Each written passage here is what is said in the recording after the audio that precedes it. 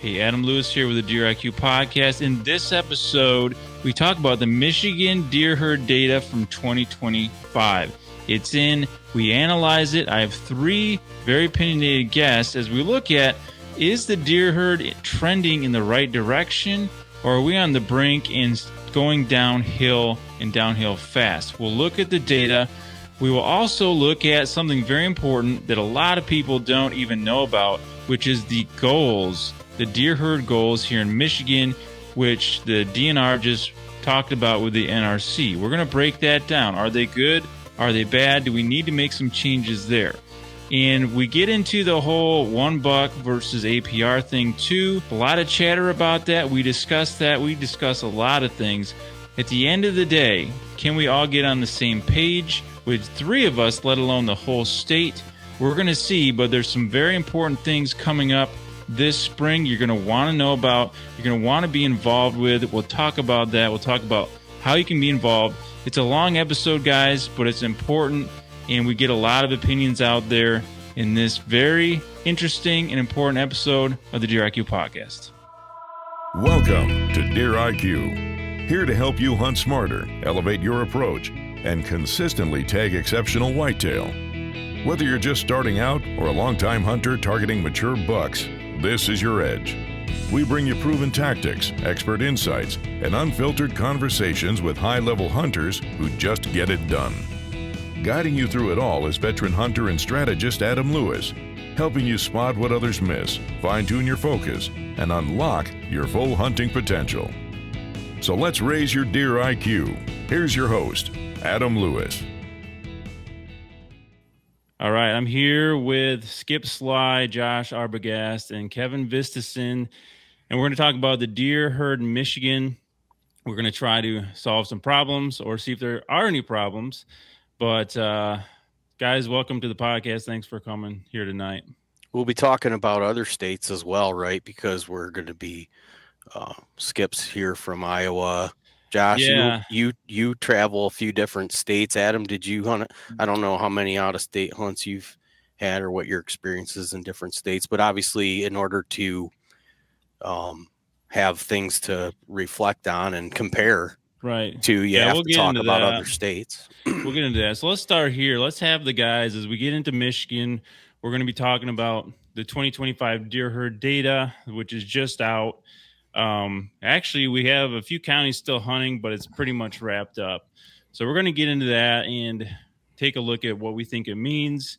We're going to look at a DNR and the NRC recent meeting and some of the things the DNR reported, and just try to look at where we're at and where we go from here. You know, there's a lot of talk, but there are a lot of opinions, and we're going to see if somehow at the end we can get on some sort of same page, which is always difficult here in Michigan. So real quick, though, each of these guys brings a different perspective, which I think is important. And so if each of you would take like 30 seconds and just introduce yourself, if listeners don't know who you are, tell us about your deer hunting background, and also with just deer herd and your involvement there with different aspects of that. So let's start with Josh. All right. Josh Arbogast from down here in the war zone of Zone 3. Just a public land guy, cover a lot of ground in that lower portion of Michigan. So I have a pretty wide field of view down here.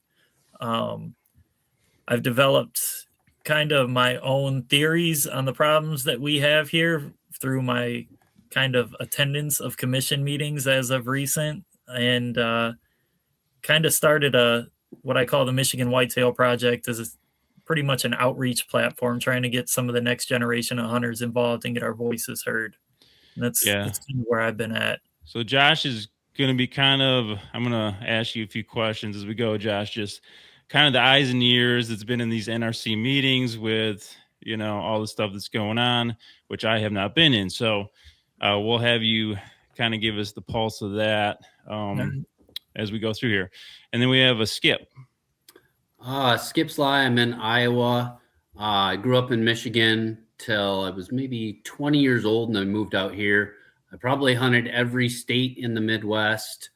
When I lived in Michigan, I've hunted every region of that state from multiple areas in the UP, northern Michigan, all the way to the Indiana, Ohio border. Been across those borders into every state. Now I own a lot of farms across Iowa, and I've owned farms in a variety of states too. So that's all I do is manage farms. I farm, and I do lobbying, which is I do it for free, but volunteer, and I lobby or advocate for hunters in probably 6 to 8 states whenever I'm called or whenever I can help serve them. Really anything I do as far as hunting goes now doesn't have anything to do with me. There's no impact, there's no motivation, there's no desires that I'm trying to accomplish for myself. It's simply make hunting better, help the next generation. And I would say when I grew up, I was a very poor kid, and I was a poor kid that probably resented the wealthy guy, like getting kicked off all the farms, having nowhere to go, shooting a great buck, and then getting kicked off there. So I've been on every side of the spectrum. The poor kid, kind of jealous of the rich people, to, hunting horrible farms, all the way to hunting some of the best farms, and seeing everything in between in probably 10 different states, and then just every day living it. And, the different jobs I've had, like, I spend two months of the year, like right now is forestry season, where I manage the forests. And I got to do, just countless conservation projects. So I could go on forever, but I'll just cut it short. Gotcha. Right there. So you grew up in Michigan. I'll add this. You live in Iowa now. You grew up in Michigan, moved out there. When did you say you moved out there? About 25 years ago. Okay. So you have that perspective, which we don't have, because Josh, you have always lived in Michigan, I'm guessing? Yep. Born and raised. And me as well. And then Kevin here. So those are things to consider as we talk here. All right. And Kevin. Yeah, Kevin Vistisen, host of the Deer Hunter podcast. I remember the moment specifically after a belt blew up on the rototiller one day, and I was putting food plots in, and I looked at the woods and I thought, you know what I'd rather be doing right now than fixing this rototiller is just scouting and hiking around. And that was a shift for me and a point. I grew up on a private farm. I shot a lot of nice deer. I had great access. To this day, I still have, currently I have about 750 acres of private land access, and I don't hunt any of it. I haven't in years. I love wilderness hunting, big woods exploration, and I don't like boundaries. I don't like farms. I despise hating farms. I hate boundaries. I like to be able to go and roam and find a deer or find a handful of deer, select my target, and then actively pursue that animal. I love tracking. I love being out there still hunting. I don't do much of that, more so tracking. But my tracking is like my scouting as well. Like I go out there and I track like 6 miles and I learn all this. And then, I don't like sitting in, I grew up on farmland, and all the state land around it was war zone stuff, And so it was just tough. You don't have a play if everything's not good, and everybody knows the challenges of small properties in Michigan. It's a real struggle, right? The deer are like pretty much nocturnal. They can't go anywhere without getting shot at. It's just crazy town, right? But the other places in our state hunt totally different, where it's like more wilderness deer that don't have interaction with people during the day. And so that's the kind of hunting that I like and enjoy. And just coincidentally, as I've gotten older, I've done this program now for a decade. I spend most of my inner circle, and the people that I associate with the most they live to deer hunt. Like it is their life force. They could not do it. It's like who they personally identify as and what they pursue is like going out deer hunting every year. They take it super serious, So I've been able to get a little better in proxy by being around those guys. And then I've done it now for 30 years. Like I just had my 30 year. This past season was my 30-year anniversary of being a Michigan deer hunter. So, I've done it for a few decades, and I do feel personally for me that the experience continues to just get like better and better. So I do pause and hesitate when I see things it's terrible, it's awful, it's the worst. I sit there and I say, I don't know if that's accurate, but I'm willing to listen. And I've been listening a whole lot lately, and that's kind of what I hope to achieve, is just to be able to listen here over the course, because I do feel that Michigan has had some huge cultural changes. I've seen it firsthand, and I see people are hungry for more, and I think change is on the horizon. I suspect that if I was a betting man, I would say there's going to be probably some courses of action here. And I don't know, Josh, you could correct me if I'm wrong. What's the boots on the ground? Is any of what I'm saying seem accurate to you, or is that just what I'm observing? Let's hold off on that for a second, but let's just kind of set on the table here. Okay, I'm getting excited. Sorry. Yeah, you are. We're trying to roll it out a little at a time here. But you're Northern Michigan guy. You're well connected. I mean, you're Deer 365, right? You got your podcast, so you are talking to guys deer all the time, right? And I guess my background, for people that don't know, if you haven't tuned in before, or I don't share it that much, I've been hunting about 34 years, or have 34 years. Mostly Michigan. I hunt some. Been hunting for the last 13 years or so in Ohio. And I hit some other states too, but mostly Michigan, mostly public land. And for the last 13 years or so, I've been an outdoor writer. So I come in contact with a lot of other hunters that way, and guys that are very serious hunters. And I've had to really think through a lot of the deer hunting how-to stuff, what works, what doesn't. And I've written about this topic, Michigan deer herd, quite a bit in the past. So I've had to kind of, I guess, stay educated on it. Not that I know everything, but that's kind of my background, where I'm coming from. So we've got these different, I guess, places. A couple of us are in Lower Michigan. Skip's in Iowa, but he's been all over the state and many other states. Kevin, you're in Northern Michigan right now. So let's start here. Then we'll get into the data, but let's kind of set the table with this, is, I guess, our opinions. And this is kind of what you were saying there, Kevin.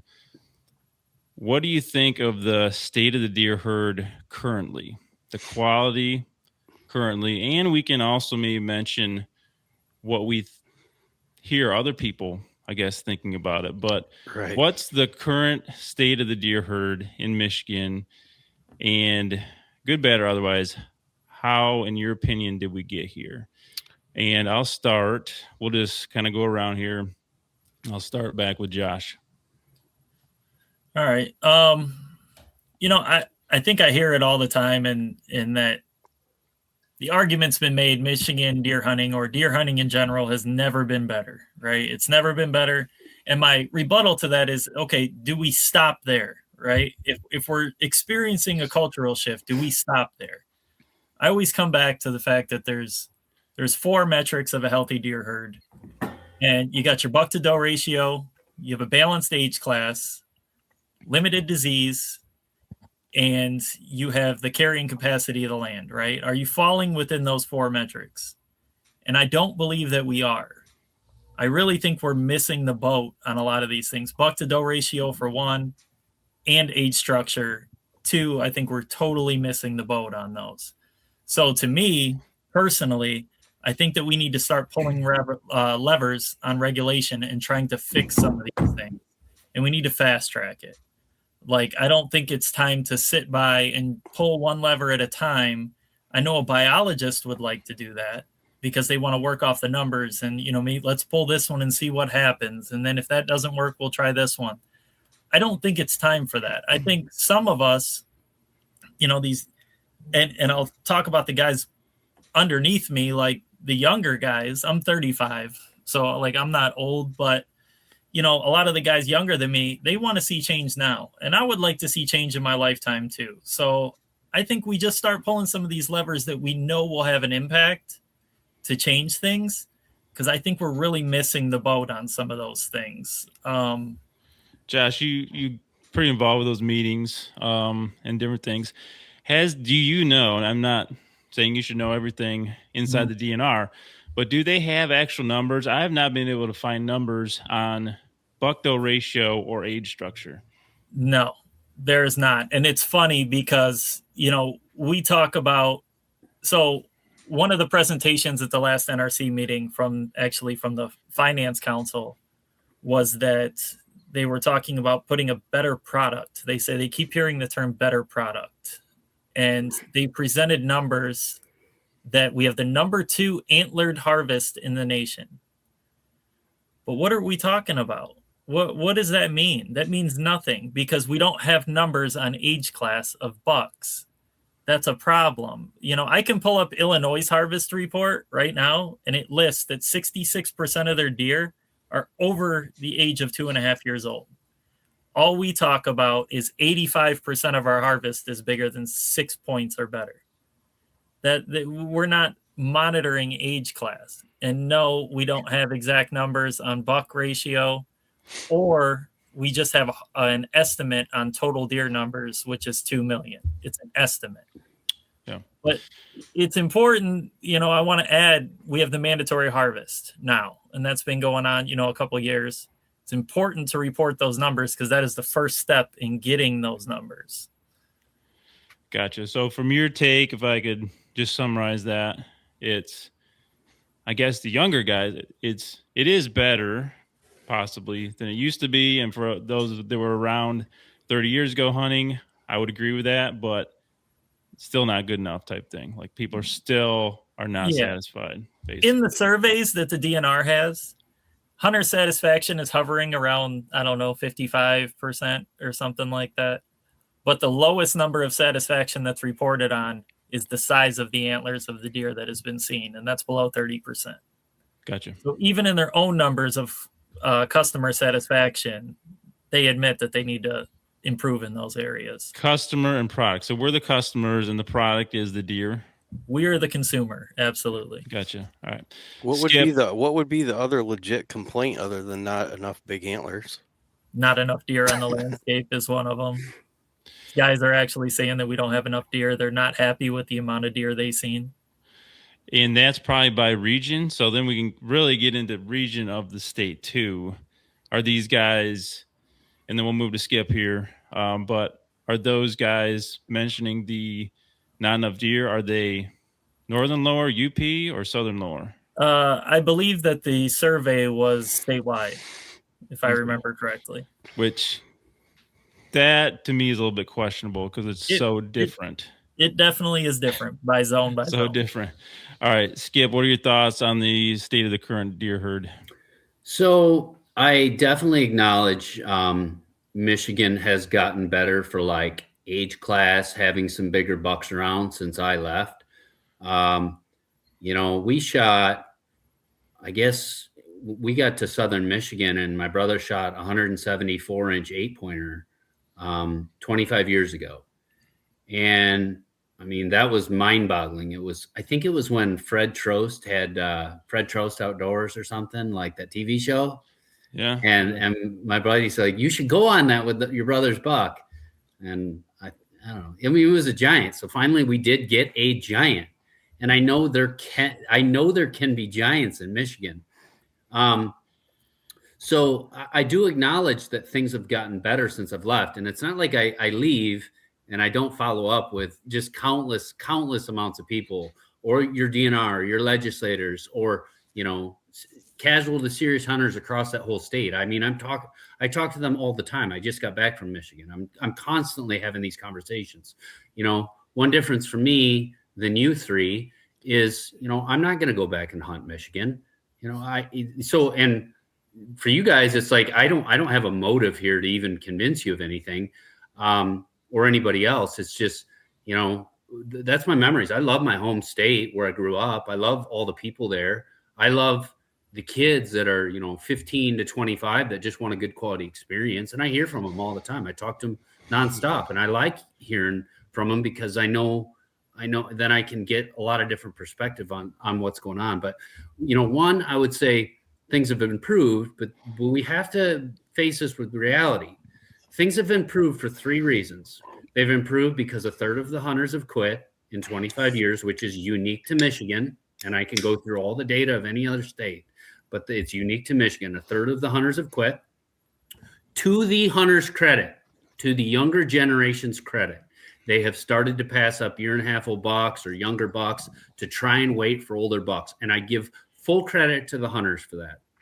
The other thing that's happened in 25 years is all the good parcels, especially, the more desired regions, say the bottom half of the lower peninsula, guys just start locking up the land. They're like, I'll lease it.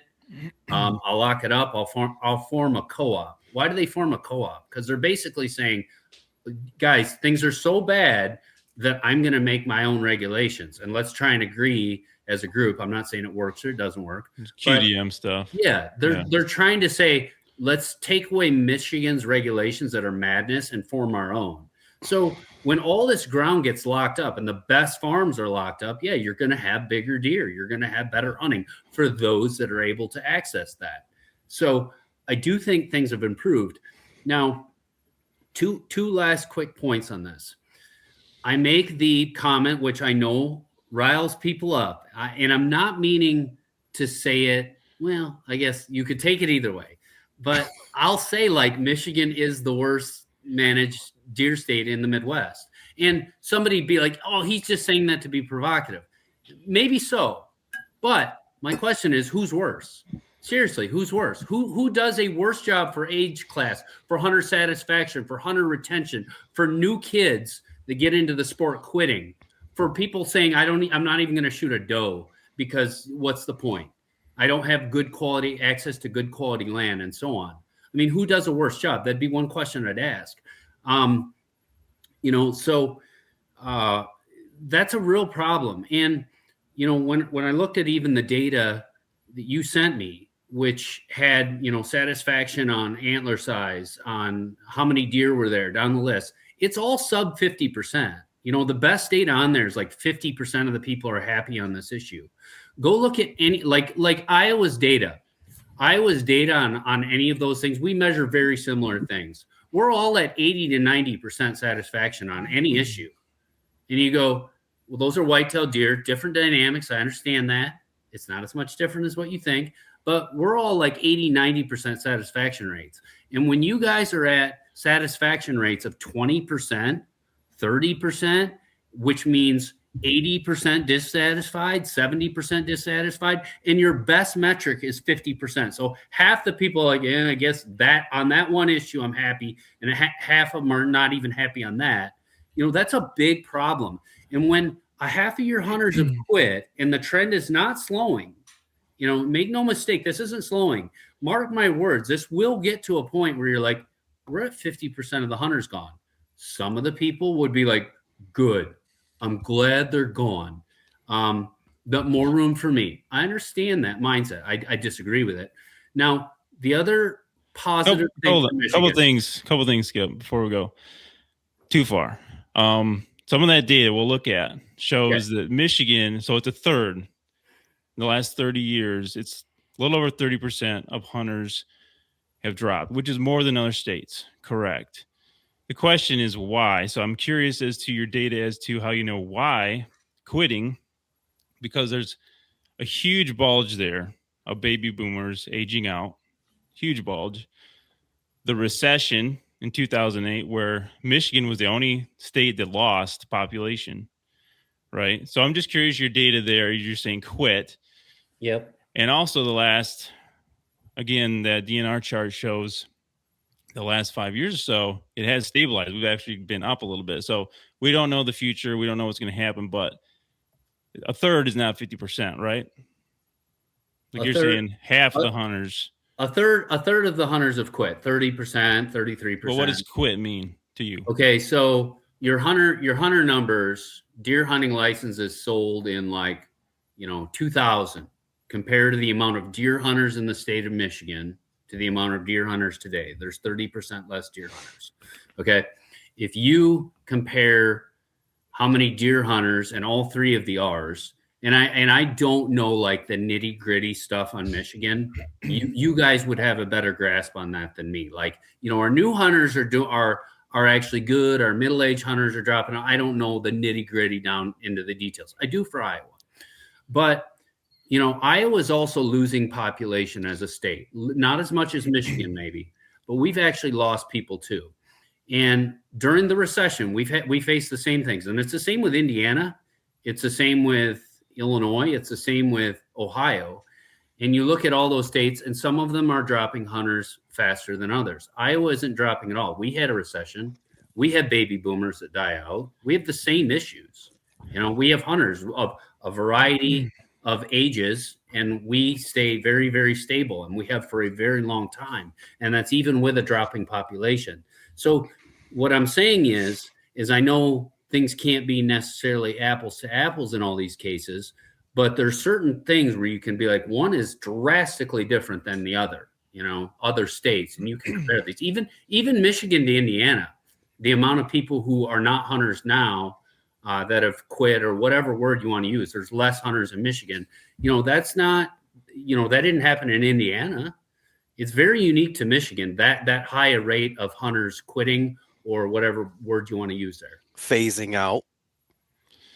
Yeah, there's definitely other things involved. Michigan, it's of concern. The question, I guess, is why? Because I looked up some data during the recession.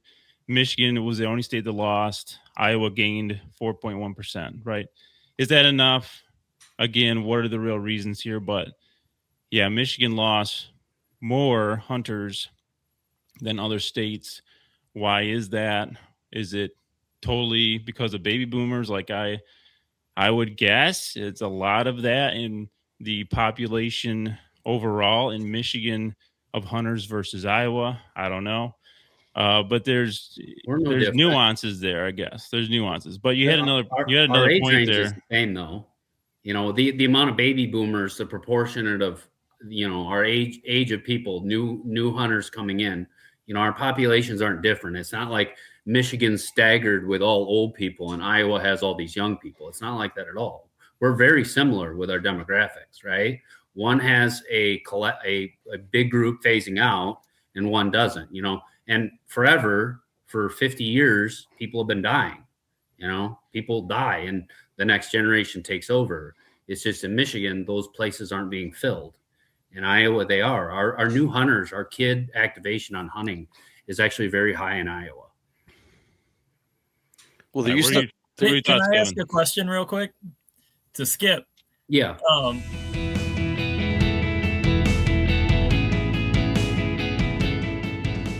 Every hunter has blind spots and weaknesses holding them back. What are yours? The Deer IQ Test 360 is our complete hunting strategy and skills assessment, designed to uncover the holes in your approach, fix them fast, and refocus your efforts on exactly what gets results. It's quick, insightful, and delivers personalized suggestions based on your unique hunter profile. If you want to consistently tag better whitetail, the Deer IQ Test 360 is where to start. Take it now, linked below or at deeriq.com. And if you own guns and knives, you should check out our friends at 2A Display. They specialize in gun and knife displays and storage solutions that secure your weapons safely just about anywhere, so it's ready when you need it. Get 10% off when you use code IQ on your order.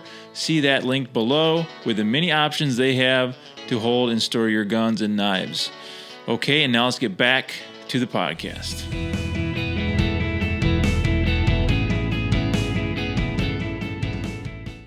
Over 60% of our hunters are over the age of 50 years old. So that's trending to get worse. Do you know how that compares to Iowa?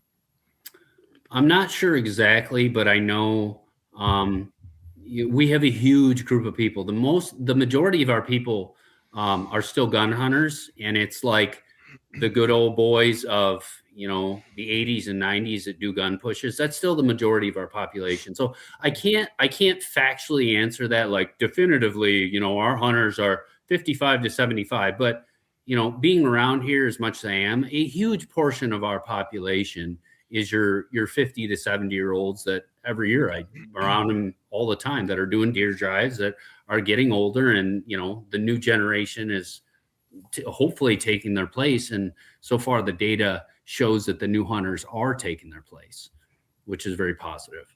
Okay. I was just curious about that. 48% of our hunters are 60 and above. And we're very similar, and we have very similar demographics for like farming, and that creates crisis because a lot of the young people move out of Iowa. You know, that's one exodus we have a problem with, because it's like you're in agriculture or, you know, maybe this special sector here and there, but there's not a lot of things for the young people to do in Iowa. So we do lose a lot of youth. And we have, even with the farming, there's a farm crisis in Iowa. Like, hey, all the farmers are like 65 plus, you know, 70. The median age is 71. I'm making this up. But, you know, that's another crisis we have. Like, who's going to take over all these farms? Because we're very close to this big mass of people hanging it up from farming, and the kids don't want to take over the farms, you know. So if I had to guess, and it is a guess, you know, I'd say we have some very similar demographics. Okay. Kevin, your thoughts? I want to comment on it. As I'm sitting here listening to this, none of this matches what I'm physically seeing.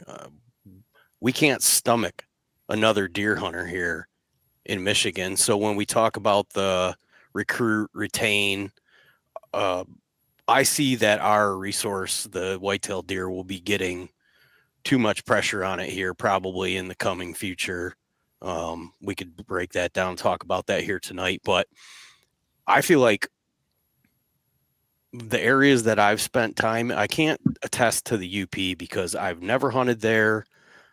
The guys that I'm friends with have such differing opinions that I like can't get a sense of what's going on up there. So I can only speak to myself personally, but the land seems to be at carrying capacity right now for hunters. The experience is still good. You can get away from people, but with technology now, with mapping and cellular trail cameras, people are basically everywhere. It's very difficult to find anywhere that there's not a couple guys hunting. So when we say, yes, overall license sales are down, there's more serious deer hunters in the woods here than there probably ever has been in history. And there's not too many deer that are sneaking around that nobody knows about, that a couple like serious deer hunters are after. And, you know, 20 years ago, it was not that way, man. People were just fumbling around out in the woods. They were buying tags so they could go up and drink beer and go to deer camp and ride up there in a car and not shoot a deer and come home. There was a lot more like casual license sales and people just like, oh, I'm going to buy a deer tag and go up north for a couple days. You know, that's not, it is a deer hunter by, I guess, technically, but it's culturally different here now. And we in the places that I hunt and the places that I have hunted, I think we're kind of at, like, when I hear people say like bring non-residents in, I'm like, you are insane. That is an insane statement to say, that you need more people here. It is the foundation of our issue here is our land mass. I think even though we have more public land than any state east of the Mississippi, our private land, and there's two disconnects that are major. The guys that exclusively hunt managed farms or private land, and then the guys that hunt public or wilderness areas, you know, they're going to have some drastically, I think, different biases there. But to summarize, I don't personally feel, from what I am seeing and the people that I communicate, that we in any capacity need more hunters. So you're talking the landscape, hunting landscape being saturated of sorts. Are you seeing that up by you too? Because up northern Michigan, I think big tracts of public, all that stuff. Are you saying statewide or by you, or you're just saying in general? Anywhere that I've ever historically hunted in the deepest, darkest places of the northern lower, somebody's already been there. Still okay. Yeah, they got 2 or 3 mapping apps on their phone. That changed everything. The mapping apps changed everything. It turned a level 3 deer hunter into a level 5 or 6 deer hunter, because now they can be confident to like go off the road at least. And so I see that it's very hard to find places that are totally free and clear of people. I don't think it's a bad experience at all right now. I'm just saying, like, we're kind of at capacity to have a really good experience if we put a bunch more people in here. Like, I can already see it all getting busier. Everywhere I go is busier than it was 10 or 20 years ago. Everywhere I go. Real quick, what do you think about the quality of the deer herd? And then I can only speak for myself personally. Let's say 1 to 10. I guess I'm going to give it a 7, as far as 7 or 8 for experience, as far as it goes. Like, for me, I never once had the thought this year that I wasn't enjoying myself and getting like a good return on my, like, I never felt like the product was bad for me this year personally. The product. Yeah. Okay. So a couple thoughts from me, and then we'll move forward here. But I think in Michigan, it is better. When I think back to being a kid growing up, a lot more hunters. I mean, I think about gun season, and me and my dad hunted a 25-acre piece. The guys to the east, there was 3 of them on 30. The guys to the north, there was like 6 guys on 80 acres. And the guys west, there was like 2 guys on 10 acres, right? Gun season, right? It's crazy. Now, I don't see that. There's obviously hunters out there, but I don't hear the gunshots, all that. And I've seen and noticed more quality deer. Now, is it where it should be or not? That's the question. But it has improved in my lifetime. What I see out there is a lot of these people that are either meat hunters. There's, one camp of people that just like, hey, we're just hunting for meat. You can't, eat the horns, whatever.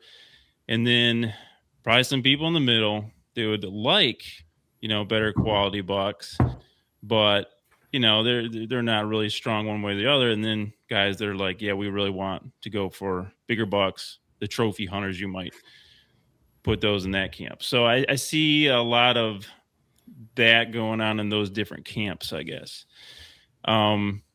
Let's jump into this data and see if we can pick this apart here. And I'll try to show this here so viewers can take a look. So I'll just run through it real quick verbally and count it out looking at it. And Josh mentioned this, but I'll bring this back up. So on the podcast, I'm going to reference people that are experts, right? So had Kip Adams here. He's with NDA, biologist, right? Doesn't work for a state, right? So he talks to a lot of different states. He advises, right? And the basic things about a healthy deer herd, right? They have a habitat to support the deer herd, proper buck-doe ratio, as close to 1:1 as possible, but it's 2 to 1 is, I guess, more realistic type thing. And then having different ages, right? So I guess consider that, as we kind of start picking apart some of this data here. Let's see if I can show this here, and we'll talk about this. Any other thoughts before we move on to the data here? Sometime later on, I'll give you the lowdown on Iowa and what we deal with. Like, I like how you explained your experience, Kevin, and like the amount of hunters and the pressures you feel. And I'll get into the Iowa when it's pertinent, but that was a good description. Okay, cool. I do think, as far as non-residents go, I don't want the issues of being overrun by non-residents. We already sell 24,000 non-resident tags a year. I don't want to be overrun. So if we start to fix these problems, we need to have safeties in place to stop that if this does become an uplift, right? Guys, Illinois caps that at 25,000. I don't see why we couldn't too. And raise the cost. Iowa has the biggest bullseye in the country of non-residents. I mean, they want to change our laws. They throw money at our state to change our laws. There is 100,000 unique hunters across this country with preference points to hunt Iowa. We are the number one bullseye with the least amount of habitat, the least amount of deer, and the most hunters per habitat acre. We have all this non-resident pressure, and we fought it off, and we limit it to 6,000 hunters a year, 6,000. And if we change that one way or another, like, hey, just be honest. What's the right thing to do? Should we raise it? Should we lower it? Should we keep it the same? We should lower it. We have way too much pressure as it is from non-residents. So, and the non-resident issue is very simple. When a state has a surplus of a resource, hey, it's abundant. There's plenty of bucks. There's plenty of access. Access is not an issue for the residents. Then you open it up to non-residents. If people are saying the opposite, though, the residents, hey, we don't have the access. We don't have the resource. We don't have the age class right. You don't open it up to non-residents. You only do that when there's a surplus. You always prioritize the residents of your state first. And, Indiana, Ohio, even Illinois, they got a high quota. What non-residents have done to those states, Kansas, down the list, is crazy. The amount of pressure they put on that resource and the amount of displacement that they bring to the residents. So I fully advocate, do not open. If you guys had a really quality, desirable deer herd to hunt, please protect your residents, because you will get swarmed, and you need to place your residents and your resource above the non-residents that come there and probably the almighty dollar. Can I ask a quick question? Real quick. Because you did say which state does it worse than Michigan, and I'm just going off of the complaints that I've heard publicly over the course of the last year that Ohio guys seem more frustrated than anybody that I've talked to in a different state. Yep. I'm very involved with Ohio. I work with DNR, legislator, outdoor groups. I'm all over the state of Ohio. They have a huge problem with the baiting, and it's causing all these other issues like forestry degradation, like declining turkey populations, just hunters on top of each other with corn piles everywhere. I mean, it's a massive problem. But here's the thing, though. They're complaining because things have gotten worse. Well, what their baseline was, they're used to saying, hey, I got a 5, 6, 7-year-old to hunt on the average parcel. Now it's well, now I don't. Now I have a 4-year-old. Maybe there's one 5-year-old, a handful of 3-year-olds, which is great I would make the case it's great compared to Michigan. But to them, they're like, hey, things have gone downhill. And then the other thing that's happened to Ohio is they've had 45,000, or, I think when you factor in the non-resident landowners, which some of them don't have to get tags, they're like, listen, guys, everywhere that I used to be able to hunt, it's all leased, it's all outfitted, it's all tied up. So those are two of Ohio's biggest complaints, rightfully so, is they're inundated. Yeah. It's all pay to play. It's all outfitted. It's all locked up. The kids have nowhere to go, and the public land that they can go just gets overrun. And they're inundated with two things: corn piles and non-residents. And when I hear them, I mean, from thousands of them, I mean, I agree with them. It's a problem. It doesn't mean, I wouldn't necessarily put them in a class of whoa, they're bottom of the barrel, but I would just say they do have two very legitimate problems that they need to address. All right. Let's take a look at this data shared on the screen here. If you're listening to the podcast, I'll just read it out and we'll give our thoughts on this. Again, related to what we talked about healthy deer herds, right? What makes a healthy deer herd? The last 4 years is the only time Michigan has officially mandated harvest reporting, right? Before that, it was just data from surveys, which the DNR says was statistically accurate. However, this is the first time we really have actual reported data. So this is the last 4 years. If you want to, I encourage you, go on the DNR website. This is where I got this data. You can tease out every county if you want to. I just did overall by major, parts of the season. And I'll just go through those now and then give the average. And then we'll take a look and discuss the trend and what this data maybe tells us about Michigan here. So 2022 was the first season reported. Youth season was, and I'll give the ratios here, buck to doe ratio. And I'm seeing it buck for every doe. So youth season 2022, 3.56 bucks for every doe. The archery season total was 2.04 bucks for every doe. And this is kind of how the season progresses, even though there's a late archery season. And then we have gun was 1.61 bucks for every doe for a total the entire season, 1.31 bucks for every doe. 2023 youth season, 3.71 bucks per doe. Archery, 2.4. Gun season, 1.65 bucks for every doe. Entire season, exact same, 1.31 bucks per doe shot. 2024, slight change here, but very, very similar. You'll see all these years. Youth, 3.4 bucks for every doe. Bow, 2.3 bucks per doe. Gun, 1.71. And entire season, 1.1. So a little bit less.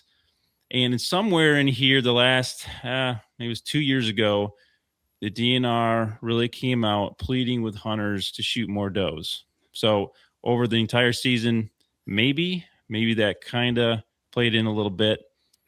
And here's this year. And again, there's a few counties where there's still bow season going on. It's not going to really change much. Youth season, 3.36 bucks per doe. Archery season, 2.37 bucks per doe. Gun, 1.68. And entire season, 1.1 bucks per doe. And so the average of all those, youth season, which is before any other season starts, it's in September, 3.51 bucks per doe. Bow season, 2.29. Gun, 1.66. And overall, 1.21 bucks per doe. So guys, as we see that, what's your thoughts on that regarding where we're at in our health? Me. All right, we'll start with Kevin. He's jumping out of his seat here. The early season, the youth hunt should be antlerless deer. It was for about 6 months. Yeah, and people I agree 100%. It nips your biggest problem right in the butt, like statistically. The counter argument, which people make, I'm not saying I agree with this, but the counter argument is, well, there's only 4,000 or 5,000 deer taken the whole youth season. It's a drop in the bucket to the 300,000 or so that are taken over the whole year. However, I would argue the same thing and the NRC almost did it. I thought they grew a spine, but they for about 6 months, they said, okay, next year, which have been this year, doe only, right? And then some people complained about it and they reversed it. But their main objective when they said that, and correct me if I'm wrong, Josh, but was the education part. Like, if we are a buck-centric culture, which they're wanting to change in a lot of ways, why don't we start educating the youth by just having them take does, right? That was their argument, right? And they kind of That was. So there was a stipulation put in place to where hunter education going forward needed to include a section on the importance of doe harvest. So they took that out. They gave the youth the opportunity again, but they input a section in our hunters education program about the importance of the doe harvest. Gotcha. So anything, other thoughts on UC? Because that was almost, in my opinion, a step forward, showing that they would actually make some sort of change. And the education is a huge part, I think. Like, that is the whole reason behind that. We got young hunters. You can teach them how to hunt by shooting a doe, get them interested, still teach them something about harvest and healthy harvest, right? But here's my thing. So I spoke to this, and being that it was only 4,000 deer, my point at the time, and I got nothing out of it, so I don't feel the same way about it now. But the point that I made at the time was, this is small fish that we needed to fry at the time. We need to make bigger changes rather than take this away to somebody who's not in this room that has a voice. So I didn't agree with taking the bucks away from the youth if we're not going to do anything else. You get where I'm coming from? There was bigger things that needed to happen, whether it was APR's $1, your mountains to climb, gun season. I agree with mountains that we needed to climb. And we took this was our answer, was to take bucks away from the youth. So that was my basis for not agreeing with that. Going back, knowing I wasn't going to get anything else out of it, I don't know that I would have taken the same stance, but I am glad they put something in there for the education portion of it. I think that's very important.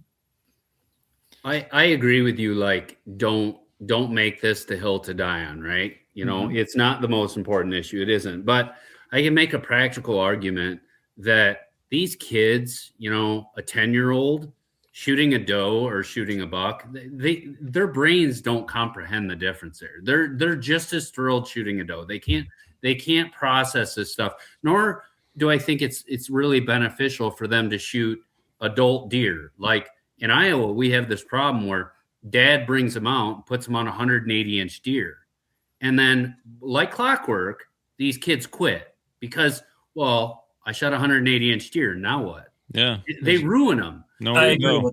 They ruin these kids. And in Iowa, an adult deer, 180, it's a mammoth here. It's a mammoth anywhere. But even like in Michigan, to be like, hey, dad's going to get me on this 2.5-year-old. These kids can't process the difference between that and a doe.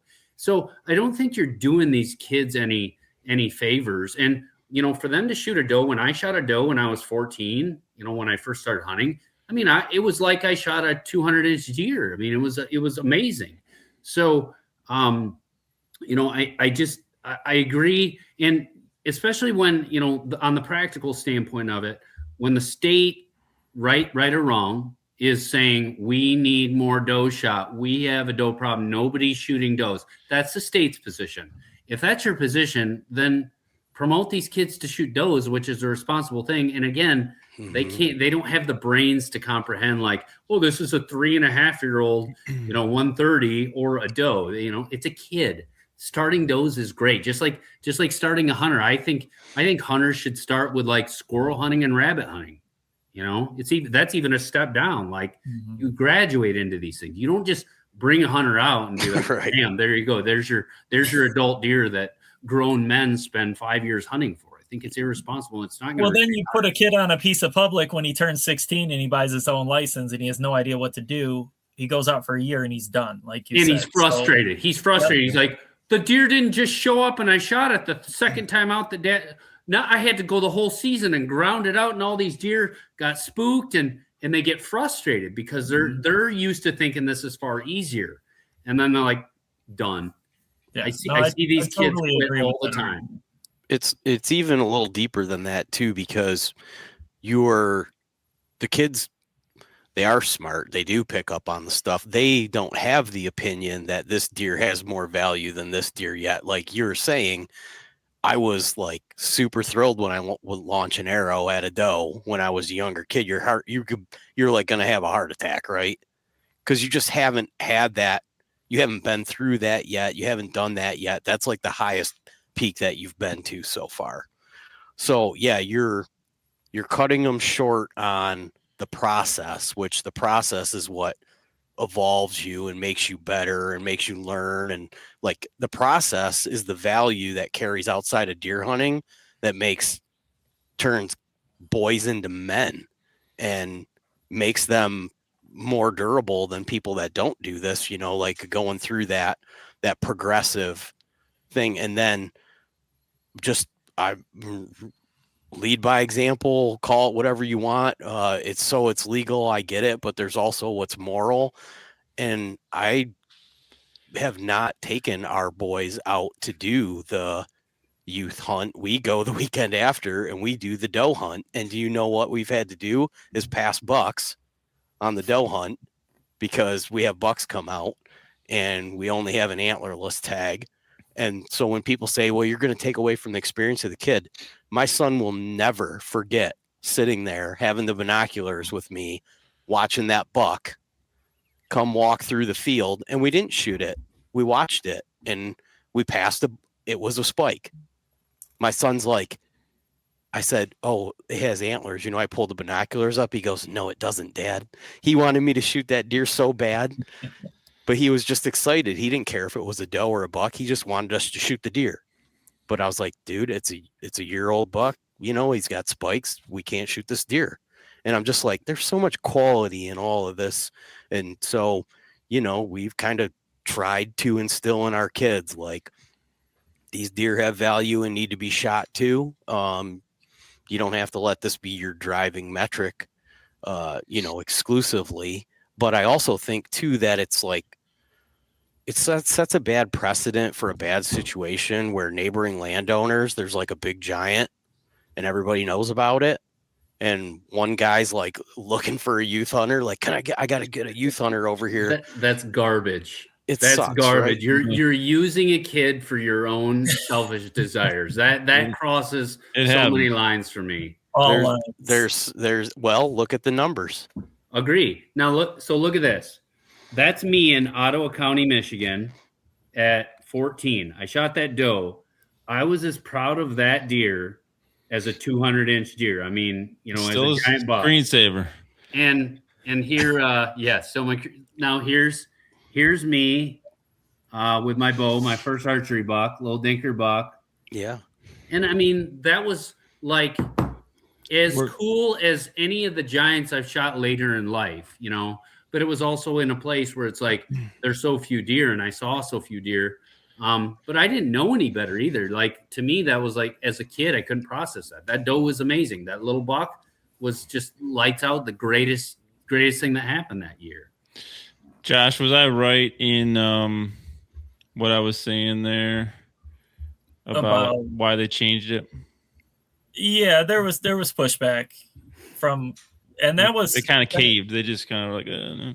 Yeah, I think the arguments were posed. Like I just said, I spoke to it. I talked about it, and that was my first instance that this commission that's current and up there sitting right now is actually listening. That was the same day that Doe with a Bow went into place up in the Superior watershed in the UP. So,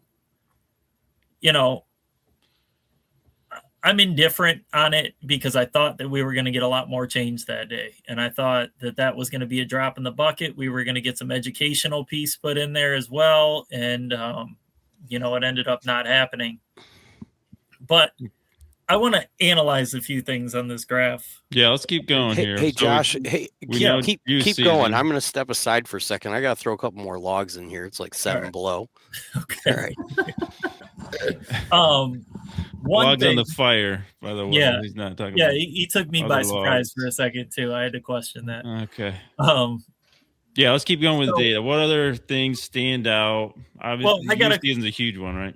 I got a couple points. So as of December, and I ran the percentage after I seen this, but in the December commission meeting, we were sitting at 35% doe harvest. 35. Horrible. I believe at the time, Illinois was at 54, Ohio was at 55, and Pennsylvania, of all places, because Michigan's just like Pennsylvania, I hear it all the time, was at 58% doe harvest. Pennsylvania's way better. Thanks, Skip. They used to be worse. Like yeah. When I was in the 90s, Pennsylvania probably had the worst reputation. Like, they had the number one placeholder spot as the worst state. Since I've left there, Michigan has by far taken that spot. And Well- Pennsylvania has gotten way better. Well, and So- you know what happened real quick, and you Yeah. can keep going, Josh. Real quick though, and I was talking to Kip Adams, so he's a Pennsylvania guy, right? And they had to educate the hunters about buck and doe ratios and shooting more does. And I'm pretty sure they went to $1. So they did a couple things and they really stuck to it. They had to really buy in though. And This an is- APR. This is something that our NRC and DNR hasn't done, I don't think, very well, is stick with something. But they had to really buy in and get the buy-in from the people and change regs. So keep going, Josh. The regs are the key part there. And I'm sorry to interrupt. I'll let you get right back to it. The regs are the key part there. You can say hunter education did this. What is allowed to be done is going to dictate what gets shot. And when they made it $1, people are like, okay, I'd like more deer though. Oh, I can't shoot a second buck. I'd like another deer for a freezer. By definition, it's going to be a doe. Mm-hmm. Or, this buck doesn't fit this criteria. And it did make guys more picky. Yeah. Like, maybe I'll pass this buck up. I just get one. And then they started shooting more does. So it was that regulation change that really blew Pennsylvania out of the water and transformed them into a far better state than what we knew of them 25 and 30 years ago. No, and you're correct, Skip. And that's, Michigan hunters by definition shoot 1.2 deer per year. So there you go. What's that 0.2 deer translate into? Because you can't get a second deer out of $1, right? So are you talking about the stats on here, Josh? No, that's just from the satisfaction report that the average Michigan hunter wants 1.2 deer per year. Interesting. And that will translate into a doe. And there you go. You're balancing your ratio. It's a big benefit there. But I want to say about this, looking at this turning into later season, I think now we're up to around 46, 47% doe harvest. We're still below the 50% threshold. But in December, up until the last commission meeting, we were at 35. So that's a further point right there. Get rid of all these extra seasons and make guys shoot their deer within the season that they're hunting, whether it's gun season, archery season, whatever. And they might not wait all year. All it takes is a bad winter and guys don't go back out for that late antler list up until July 12th or January 12th or whatever it is.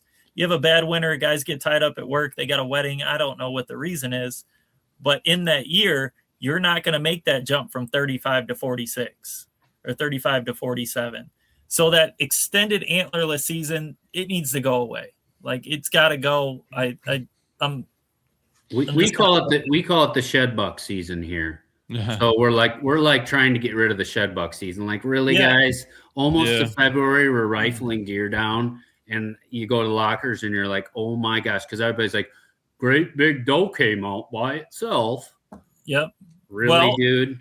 To your point, so I helped host a doe poll down in Ledaway County a couple weeks ago. And while we were driving around, I think we went out for a morning hunt, went and got breakfast. The guy that actually put the doe poll on, he had 3 phone calls about the contest. 2 of them were, can I enter my shed buck? And 1 was, can I enter a button buck? And this is over the course of one day. Guys are out here blasting. They popped 2 shed bucks. I want to say we had probably there's 70 guys signed up. I don't know the exact number of deer that were dropped off and donated, but like, there you go. There's your problem right there. That's an issue. And then in looking at these numbers too, I'm going to address the elephant in the room, and sorry, Adam, because your listeners are going to be upset. But I guarantee you, if you look at the numbers for archery season, prior to 10 years ago, the harvest was not a 2.5 buck to doe ratio, antlered to antlerless. And the reason for that is because 10 years ago, crossbows were introduced.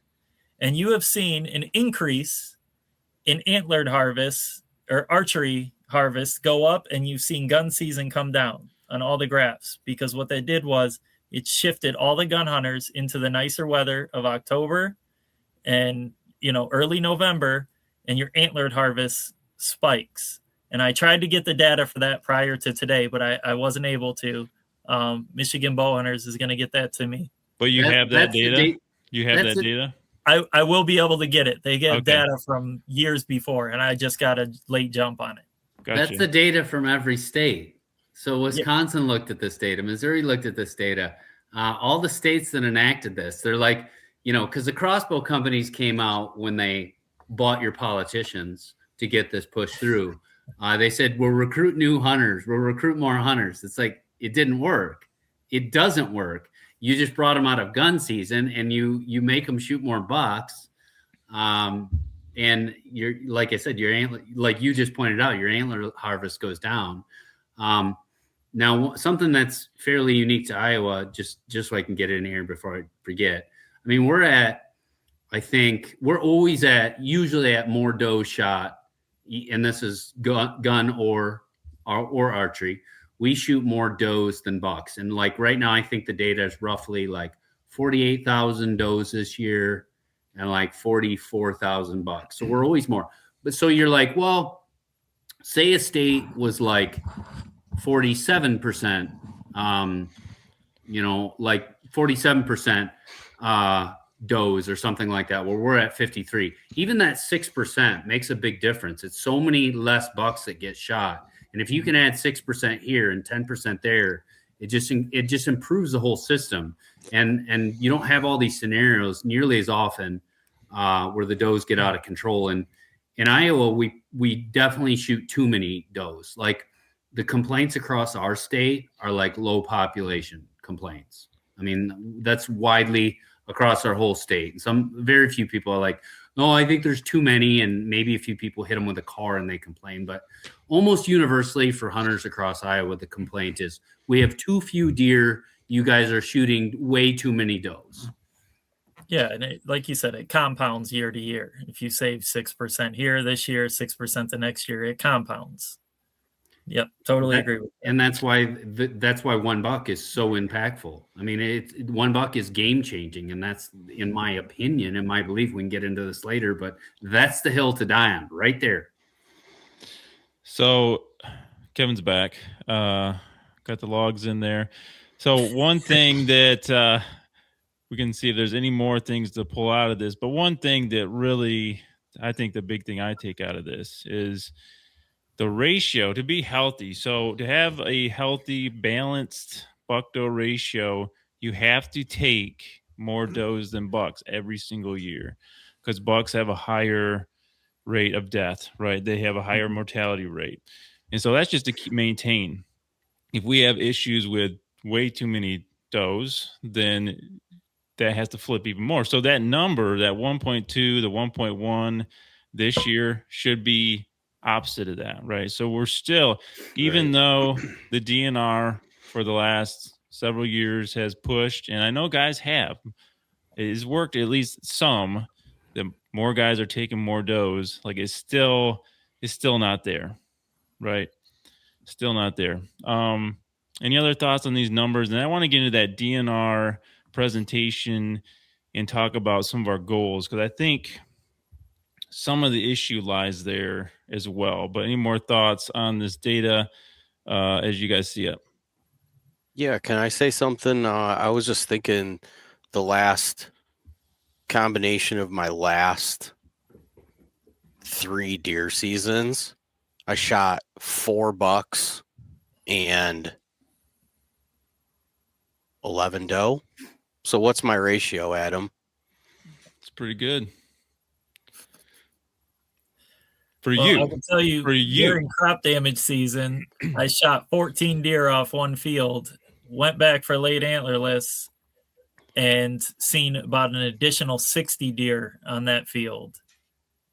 And that is a major problem of not harvesting enough deer. And that's not even in zone 3. That was zone 2. What county would that be in, or what region? I don't know the zones in Michigan. That was Bay County.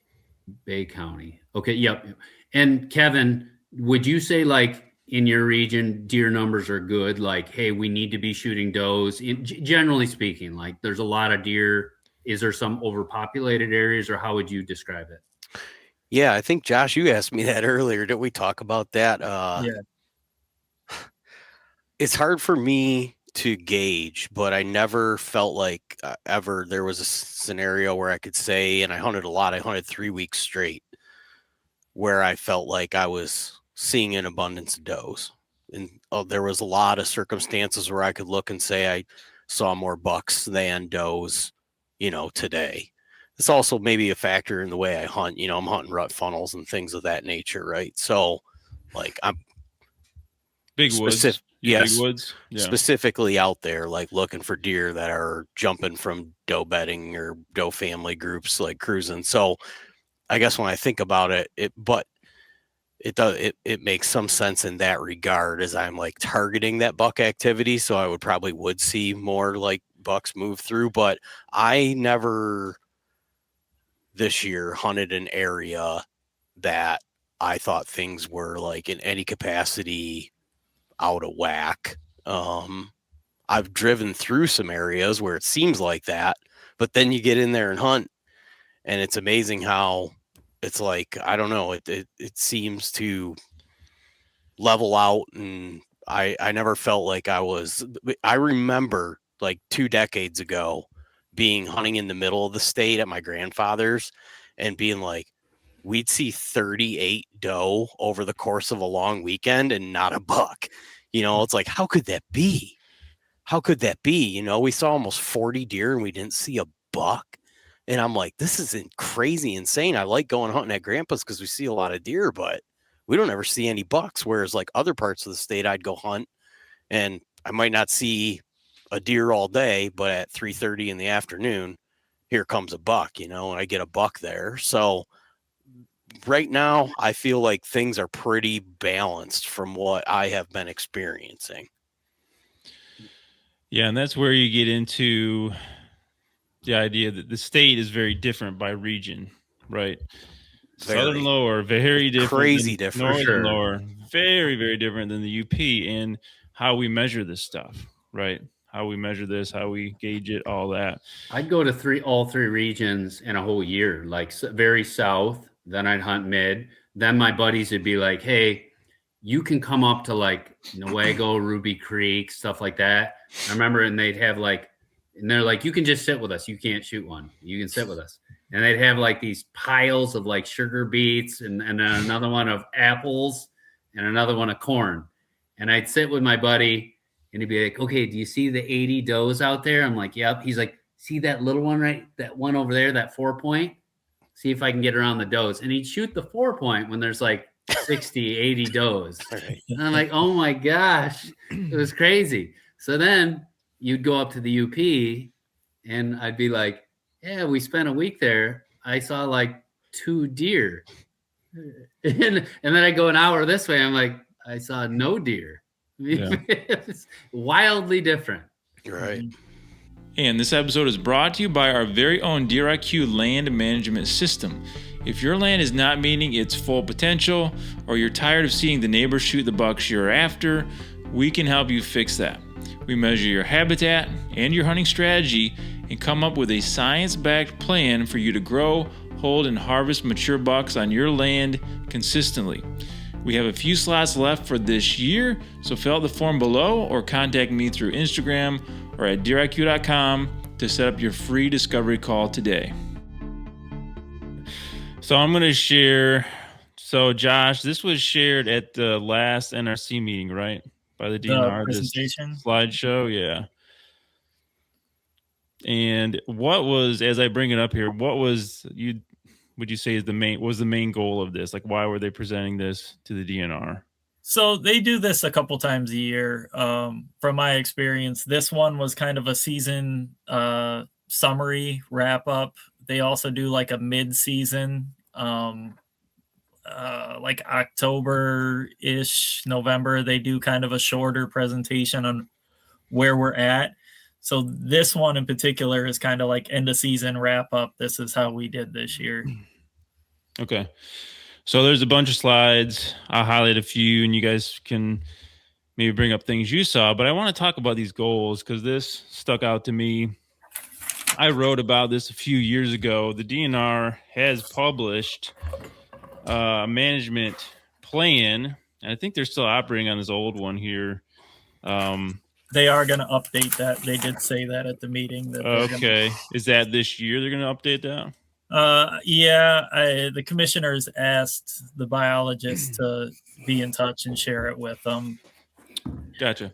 So these are the goals of Michigan. So the DNR are the experts. They make recommendations to the NRC that aren't really the experts, right? But they have the power. They have the power. They're the only ones that make the regs, right? They have the vote. And so those are two important pieces. The DNR has to make good recommendations. The NRC hopefully listens to them, right, to implement regulations. So here's the goal. So all this is based on the goals that the DNR sets out. How do we reach our goals for the state, for the deer herd, for management with hunters and with hunting regulations? So these are the goals. I'll just read them out.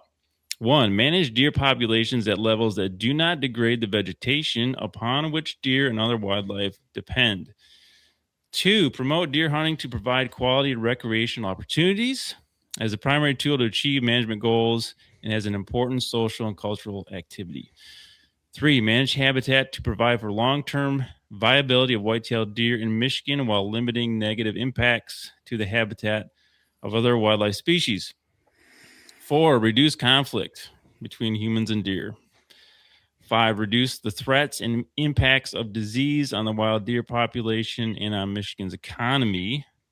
6, enhance public engagement in and awareness of deer management issues and knowledge of deer ecology and management. What are your thoughts on these goals? We'll start with Josh this time. They're disappointing to look at that those are the goals, but I will be honest. I think they're in line with the actions I see from the department in what we're actually doing. We're not pulling levers on regulation, and that's a clear reflection of that. Nothing in there talks about age of deer or what kind of quality deer we want to have out here. What is interesting is we have these surveys for satisfaction, and we're getting numbers about 30% low satisfaction level on antlers, and that's not part of the strategic plan goal. I find that very interesting. So they're collecting data on something that's not a goal. Correct. Okay. I find that interesting. And I don't know how long these strategic plan goals stay in place before they're updated. Like I said, they're due for an update. This one was 2017, I think, or 16. Yeah, so that's probably been through multiple deer biologists and department turnover. Oh, yeah. Wildlife department. You're talking 10 years ago. Well, and Chad Stewart, I interviewed him a couple years ago when he was this guy, and now he's gone to a higher level in the DNR. Supervisor. But as long as he knew, as long as he'd been there, he knew the goals were, just have enough deer. This is literally what he said. Have enough deer to hunt and not too many that they're a problem. Mm-hmm. And those aren't goals. That's not an outline for me. I don't agree with that. If we're worried about the resource, right? That doesn't mean just let them populate so we can kill them. Like that's what that's saying. Have enough deer so guys can go out and have recreational opportunity. We keep making money, and that's the end of it. And that's what's reflected in the finance report too when they talk about their product. Well, we have the number 2 antlered harvest in the nation. Oh, okay, yeah, cool. But you have hunters leaving Michigan to go hunt other states because they don't want to hunt here anymore, because that product doesn't benefit them. And I know that this is different all across the state. And I know, Kevin had a great season and, he feels differently, but I speak to a lot of hunters that leave to hunt. I really do. I talk to them at these meetings. There's a lot of guys that show up that don't want to hunt here anymore because it's not what they want. So I'm less than impressed with the strategic plan goal as I look at it. And I hope that it gets updated and I see something different because, I understand certain metrics on here, reducing human deer conflict and all these things. I understand some of it. But I think it's a big miss. I really do. Did they say, and I'm going to go to Skip because he's smiling. I can tell has a lot to He's say chomping at the bit. but did they say that they are changing these, or I just want to be clear about like where they're at? Or So don't you know?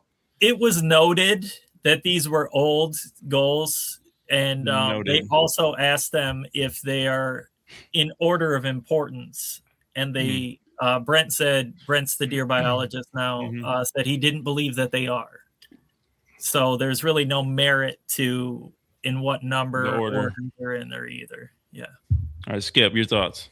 All right, the easy one I'll just add to this, and then I'll get into the far more important point. It absolutely should have a balanced age structure and proper buck to doe ratios and in carrying capacity and so on. But it absolutely should have balanced age structures. And there's biology and science that backs that. There's no DNR, there's no biologist that would tell you, oh, there's no evidence that that's better. No, it's better. And that absolutely should be in the goals. It's a healthier deer herd.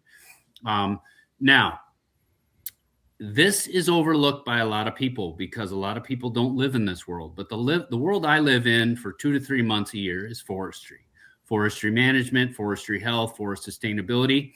That is probably as big of an economy to the state of Michigan, or darn close as the deer hunting economy, is your forest health, which impacts so many other things: birds, turkeys, soil health, water quality, all these things. I cannot emphasize this enough. If you guys bring back the bait piles, you are destroying everything on that list. You can make a simple Google search like, what does baiting of deer do to oak regeneration? It destroys it. It destroys your oak regeneration. And we have a problem across the Midwest with oak regeneration. And people are like, I'm here for deer. I just understand deer.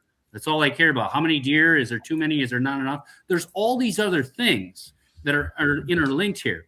And when you're baiting and throwing out all these artificially concentrated bait piles, you're destroying the future of your forests in Michigan. Absolutely destroying it. All your natural browse, your habitat that sustains your wildlife is absolutely destroyed. The predation down the list. And then, in there it says impacts disease on wild deer population, Michigan's economy. And then it said something about other wildlife. Like bait piles absolutely impact other wildlife. It destroys turkey populations. The toxins in corn piles, which are far worse than a cornfield, far worse. In 7 days, you can have aflatoxins in your corn pile if it gets rained on, where it'll kill your turkeys off. So there's all these downsides. And then your predation and what it does to ground-laying birds and the predators that destroy nests. So there's all these negatives from this bait, which are going to destroy everything on here that I see: habitat, natural vegetation, do not degrade, all these things. It goes totally against that. And what I would just mention to the people of Iowa, I've seen this movie play out, and I know there's a portion of people like, well, dude, they bait anyways, and I think the numbers were like at least 25% of people violate the law and bait anyways. Maybe it's half, so enforce your laws and you can fix it. Just like we do in Iowa. No, it's outlawed here, but we actually enforce the law. So nobody bait. Literally, maybe 1% of people bait. It's so rare. Same with Illinois. It's so rare that baiting goes on here because we just enforce the laws. And you have so many downsides with the bait. And here's what Michigan people don't grasp. When I was there in the 90s, I gave the example of going up north, and my buddies' dads would buy the dump truck loads of sugar beets, apples, corn. And you're like, there was some bait, but I'd go to most regions and it wasn't there. Well, you look at the states that I go to now where bait's legalized, and you're like, Ohio, Kansas, down the list. They're trying to eliminate it because what happened in 20 years is they're like, 20 years ago, some people use bait. It was kind of balanced. It was kind of reasonable. Now it's so over the top. The landscape is littered with bait. The habitat is being destroyed. The turkey numbers are being destroyed. All the other things that ripple through the ecosystem are being destroyed. People in Michigan, if you guys legalize this, now all the people who are law abiders that weren't baiting before are going to join in, and it's going to be competitive baiting. Who can bait the most? If I don't bait, I'm going to lose them to my neighbors. You have a train wreck coming if this bait gets legalized. I know how this movie ends. And these states that have it, there's a big fight for valid reasons to get rid of it. It creates so many freaking problems that I think half the people in Michigan do not even realize how many problems this is going to create and what they're going to see. And the real answer is keep the bait off the landscape. I'm not even getting into CWD. Leave that off the table. But you can still get into like tuberculosis, the diseases in birds that are easily transmitted by bait. CWD, leave it off the table. Legalize this and you have yourself another train wreck that it's going to be so disastrous. And again, it doesn't impact me, but I'm so thankful that my state of Iowa does not allow bait piles. It creates so many detriments to our state and for the very few upsides. And the last thing I'll add on the corn piles, they're being pushed by Farm Bureau to sell more corn. That is the fundamental main reason. And they say, well, it'll help hunters shoot more deer, and that's why they say, well, if we give hunters 2 months of rifle season, they'll shoot more does. No, they didn't do it then. If you give them bait, they're not going to shoot more does. It's been shown in Ohio. It's been shown in other states. You guys are it's another train wreck that I really hope you guys avoid with not putting bait on the landscape. Well, in the DNR too, again, these are DNR goals, right? They don't even mention any of the stuff with habitat, wildlife when they are discussing the bait thing. It's all CWD, right? They don't even get into any of the other stuff when they talk about it. Just to clarify, I wanted Skip to get that out because I'm not a fan of the baiting push. But that is coming down from House Republicans. That's legislature. Of course. That's legislature. That is I can understand. I can explain to you why, because I work with the legislators and the special interests, and I fight with them during legislative season in multiple states, Iowa being the most. They're bought and paid for by Farm Bureau. The people who are pushing this are controlled by Farm Bureau or some other special interest. Here's an article. So we don't need to go through this whole article, but I just looked it up. This is on, I think, Farm Bureau's page.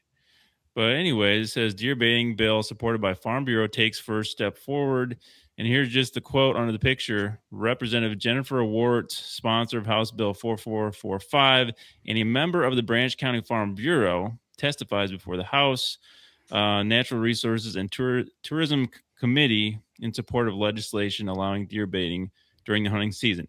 And their argument here is that I think in southern Michigan, it's the crop issue, the crop damage and all that is killing farmers. So that's their argument. But yeah, it is openly supported by Farm Bureau and in legislation, which ends around, we can get into this a little bit later, but it is going around the establishment of the NRC creating the regs, right? And that's what we do not want. I do not want the government to be involved. So we have the NRC, and when we have a good board, we have a great board. But when we have a bad one, we have a bad one. But I will take that over allowing the government to just tell us what we're going to do. And I hear this all the time. Well, I don't want the government taking my rights of a deer and taking my buck tag away and this, but that's not it. We have the ability to go voice our opinion to the NRC. When the legislature goes around us and goes around our Natural Resource Commission and our biologists, all bets are off. They can do anything they want at any time because not everybody knows how to approach that situation. And I'm learning a little bit more here and there about how to approach the legislature, but I'm not, there's not many guys that can go around and do those type of things.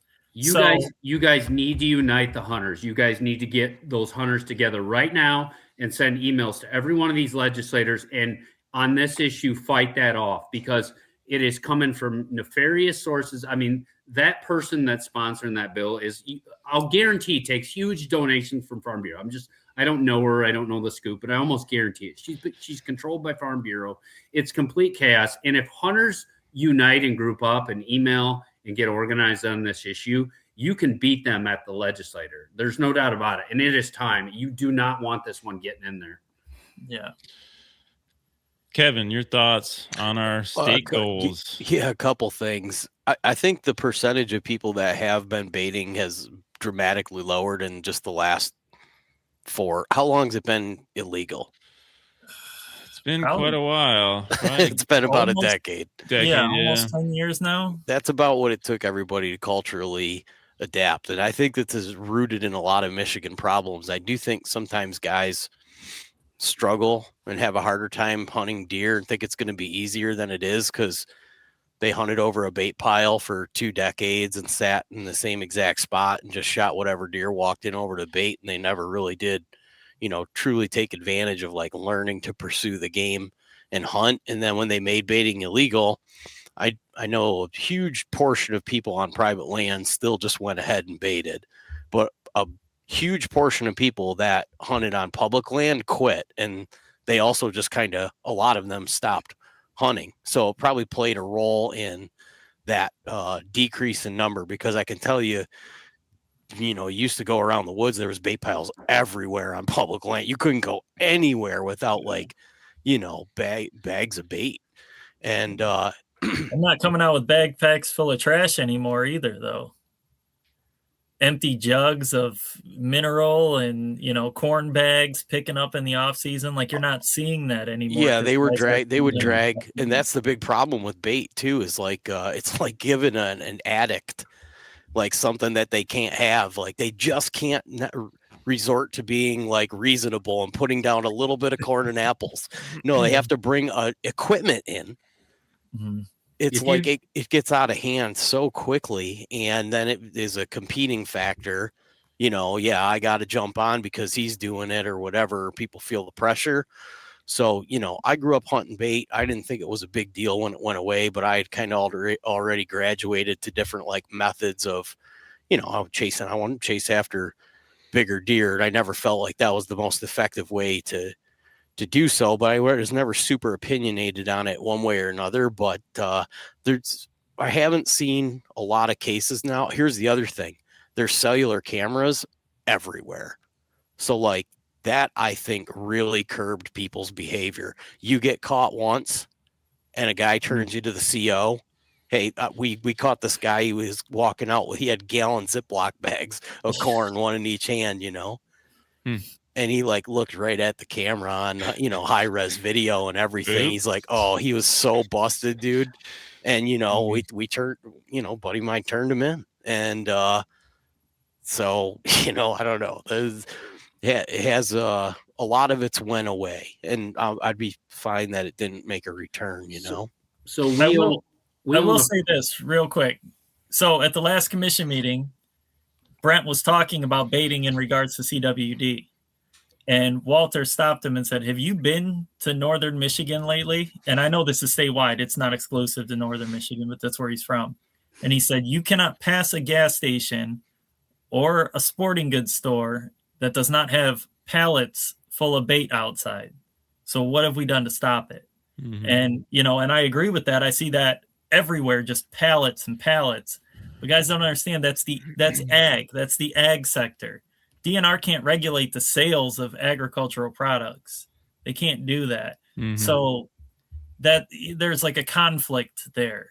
And you're never going to get the farmers on board with that. It has to start with the hunters and realizing, like you just said, Kevin, it's not helping you and it's hurting you because, as Skip said, you bring all these deer in the rut, you bring them all into one segregated area and then you stop baiting. And what happens? They eat your understory. Or they die. Like, hey, hunting season's done. I'm going to quit. And then they die. Or I'm in the UP and I put out tons of bait there. And people are like, oh, yeah, we got wolves now. Well, wolves figure out where the deer are and that they're by this bait pile. Mm-hmm. And they're like, well, the deer are real skittish to come to the bait pile. Yeah, that's because they've been getting hit by wolves nonstop when they go to the bait pile. The wolves figure this out. So we've had land in Kansas, and I've hunted in Kansas for 25 years. We bought a farm there, and thankfully my farm, I got a very lucky situation where the whole border isn't stacked with corn piles. Very lucky. There's way less people in Kansas, less hunting pressure down the list. You go to the average parcels in Kansas, there's bait piles littered everywhere. And that changed in the last 10 years. So if you have a perception of like, this is how baiting was 10 years ago in Michigan, just wait, because Ohio, Kansas, all these bait states, the prevalence of bait and how much you see it, how much it's just littered everywhere has just gone like 180 degrees. It's littered everywhere. And that's the only thing people do. And it's like all the people that are like, dude, I don't even like baiting. I don't like it. I have to do it though, because if I don't do it, the 10 other neighbors are gonna. And that even goes on in Kansas. So, and the other thing you see in Kansas is like 25 years ago, you're like, I saw hundreds of turkeys in one field. It was pretty cool. And I'm not a turkey hunter. I don't really even care, but I like turkeys. I think it's cool to see them. And now those same fields, like I know how this played out. Like you go now and you're like, there used to be 200 turkeys there. Now there's like 2 or none. Like what happened to the turkeys? They're gone. And I'm not saying there isn't some turkeys, but compared to what they used to be, there's none. I mean, they're gone. And Ohio's having problems with their turkey population. It's like, yeah, dude, it's from the corn piles. It causes so many issues.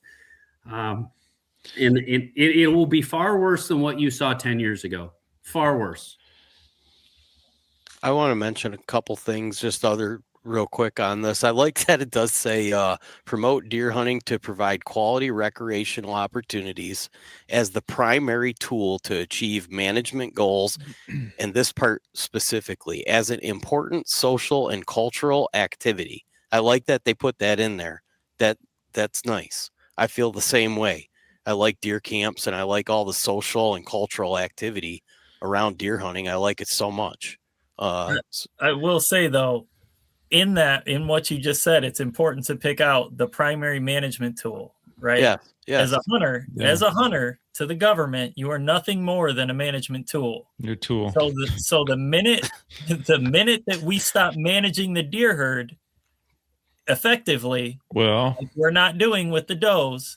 Don't complain when they start bringing in the calls into the areas and they start changing things, because we're not doing our job as conservationists and managers. Yeah, and so I wrote about that a couple of years ago, that we're the tool, right? And so when we start being ineffective, they've got to look to other tools, right? And that's or a problem. releasing wolves in the Lower Peninsula. That's a problem. The thing. Now we'll get to some solutions, guys, because I know you guys are wanting to get there. But I think this is super important. One other thing I have to mention. This. Okay, one other go, thing. Kevin. I'm sorry. It has to be mentioned. I like to say. I like that they say the quiet part out loud. Michigan's economy.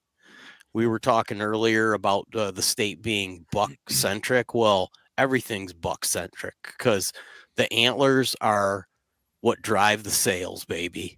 They're what drive the sales. They're what makes property values go up. They make good investments better. They drive the hunting market. They drive people to do crazy things to chase after deer that they wouldn't otherwise do, spend money that they wouldn't spend. So the quality of, the be less buck centric. I don't know how that one is ever gonna actually work out, but I like that they say it right out loud. The economy, like, yeah, it's got to make sense. And in modern day politics, culture, whatever you want to say, everything has to have value. Like, I think that's a good point. I don't disagree with them though. I think it's very important. We put a value on Iowa deer. We did an Iowa economic study that showed how much hunters spend in the economy, because we had farm groups, Farm Bureau, that said, kill them all. So we finally said, hey, let's look at the economic value that deer hunting brings to the state of Iowa. And just on like gear, license sales, basic equipment, all the stuff around it, it was $180 million. And that didn't factor in like, oh, I bought a tractor, I put a cabin up, I traveled. Right. The expensive stuff. Property values. And all of a sudden you add that in and you're like, well, it's $1 billion. Now, that's a way to catch the politicians' attention, though. You destroy all these things, you make it harder, you make the buck quality worse, you're going to hurt your economy. And the politicians love that. They love money.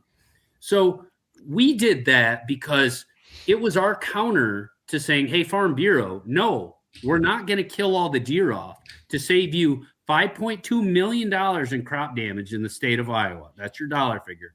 Because you don't like $5.2 million in corn crop damage in a $12 billion corn crop. And I'm a farmer, by the way. You don't like that. You want to kill all the deer. And in doing so, you're going to destroy $180 million deer hunting economy. Not happening.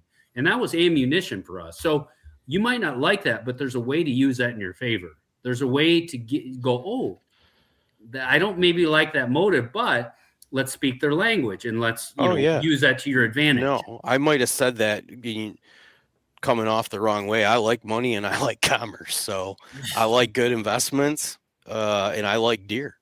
Yeah. So, and if people value the deer, I value these deer. I don't want them all eradicated. I don't want them managed poorly. My land values are better with a higher quality deer herd, things that are balanced. That's a good thing, and if I have, bigger deer on my property because I did these things, even a small property, it's going to be worth more because people put a value in that. And the second you devalue the wildlife, they're worth nothing. They're, varmints, and I want to just shoot them and let them rot in a field, which is what a lot of people want.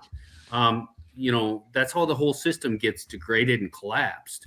There's something interesting about the financials there, and we talked about the non-resident stuff. I don't want to see an influx of non-resident tags, but where we do have improvement, if we increase the quality of our deer herd, is raising the tag price of the non-residents. And that is additional funding. So one thing that I was talking to the commission and I said, we did something like $24 million in resident sales last year.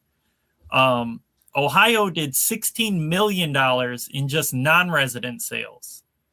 Their non-resident sales made up 60% of our total when they increased their cost. Almost 6,000 guys from Michigan bought tags in Ohio. So I'm all for capping the non-residents, but I know a guy that came here from Ohio and I like him, so I don't want him to get offended if he listens to this, but he came here, bought a base license and 10 doe tags, and it was under $250 as a non-resident. We have a major room for improvement to pick up funding in that area. Okay, Iowa is $660 for a non-resident deer tag. Plus all the points. Plus all the points. Yeah. Now, to get a deer tag to go just bow hunt by me is 7 years. 7 years. So we take a large pool of tags and we say, and the hunters support this. We say, let's take whatever it is, 30 tags, and we're going to let each conservation group, which is a charity, auction these tags off to a non-resident hunter and use that money for conservation, and the DNR gets half the money too. So when it goes up to auction and this is to raise money, it's like going to a cancer benefit for somebody, right? You want the number to be high. But when guys say, hey, that Iowa tag so I can hunt there this year, it's going up for auction. How much do you guys think that tag sells for to hunt just one Iowa deer? Oh, I'd probably say close to 10 grand for some guys. $40,000. Mm-hmm. Well, there's your problem, DNR. Yeah. Okay. So we if you have a quality resource and people want to come there, we could price our tags because it's $660 and it's a 7-year wait. We could make it $3,000. It's $3,000 for one deer tag, and we'd still have a wait because it's such a good quality. But and you're still capped at 6,000, correct? Yes, and we cannot take any more on. Yeah. We have the least amount of habitat and the least amount of deer of any Midwestern state. We cannot take any more on. Let's look at the goals here. I got a couple of things to say with this, and then look at what I'd say is solutions or our thoughts on that. But when I look at these goals, I see something that can't be measured. Like, goals in my mind are something that you can actually measure and see if you reach them or not, right? Are they science-backed, first of all? Are they something that will actually make a better deer herd? But can we measure them and see if we're getting there, right? And right now, I don't know if we're anywhere where we can actually measure any of these things, right? They seem super generic to me, right? They might be positive things, right, on the surface, but like, can we measure these and see if what we're doing is affecting the deer herd or not? They just seem so Broad. so broad and generic, and like you're shooting an arrow 100 different directions, and wherever you hit the goal, right? So I think focus is like I guess here's my question. My next question is fixing things or making them better in Michigan for the guys that, actually are on that page. I know there's some that isn't, but for guys that are like, yeah, it could be better, it should be better. Is it really as simple as coming up with better goals? Better goals and regulations. I mean, one of your goals could be, But the goals drive the regulations, right? right. Okay, but I'll break this into two very quick things. One of the goals could be, hey, our hunter satisfaction, that data you pointed to, that was like 22% satisfaction on one metric, and one got up to 50%. One goal could be, 65% satisfaction on all these metrics. Like, most of the people are happy. 2/3. You're never going to please everybody. But like, hey, most of the people are happy with bing, bing, bing, bing, bing. When less than 50% are happy on all your issues down to like 20%, that needs to be fixed. That could be a goal right there. Now, how this is going to... And it's measurable. You can measure that. Yes, very measurable. Now, how this is going to happen, and this is where I'll just say it, and then I'll stop. I won't say any more. How this is going to happen is two things, period, end of story. One, go to $1. Now I'm going to say three things. Go to $1, period, end of story. And I understand the northern part of the state would probably do better with antler point restrictions. The southern part would probably do better with $1 because the nutrition's a little bit better and you'll get all your 8-point shot. I get all that stuff. But if we want to make this simple, $1, I think you should move the gun season back, but that's a fight for another day. The second thing, so I'll just make it $2. $1, do not allow the bait in your state. It will ruin that state. It will take you back so many paces in reverse. So $1, no bait. That's it. Done. That fixes so many of these issues. And I'll shut my mouth. What can be done right now to address the baiting thing? Like how could people actually act upon that right now? All the hunters, all the different groups need to have a united voice. Like, it might be a Michigan Facebook group. I don't know all the different groups that are out there. And there's like 10 different little groups. You all need to form with one, at least to get on the basic common goals. Like, we have different opinions here. I think APRs are better. I think, and you'll have that nuances. But like, on these core goals, let's all join up, like a Facebook group maybe, and everybody gets an email list. Okay, guys, we are going to email into every legislator and blast the DNR. And if they hear from thousands of hunters, you guys will win there. You guys will stop it. 100% you'll stop it. That's how we beat every single bill in Iowa, is we take the time, like 5 minutes, and I put all the legislators in there, and I make it look like it's just going to one. I blind carbon copy and paste, and I write a little 2 paragraphs. This is why baiting shouldn't go on, all the negatives. And everybody writes in. They call. They bring this up at the NRC meetings or whatever, however that dynamic is, and even say like, "Hey, this committee should take care of this, not the legislator." I mean, you guys need to fight back firmly and hard against Farm Bureau and these scumbag, bought and paid for, corrupt legislators. You guys need to unite and fight back against them, because Farm Bureau is full force organized to fight against you guys and fight against the resource. So if the hunters unite, you can get it stopped. You got to act quick, though. All right. And that's different, because that is where they're going around, right? They're going around bullshit. The DNR and the NRC. That's scumbaggery.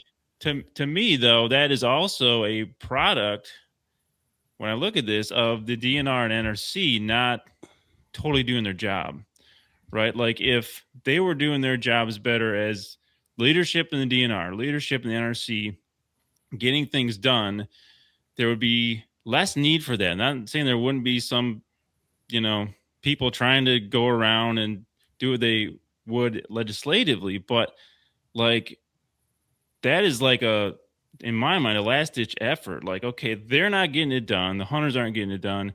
The DNR and NRC, they aren't getting it done. We're going to go around them, right? So there's that dynamic to it too, I think.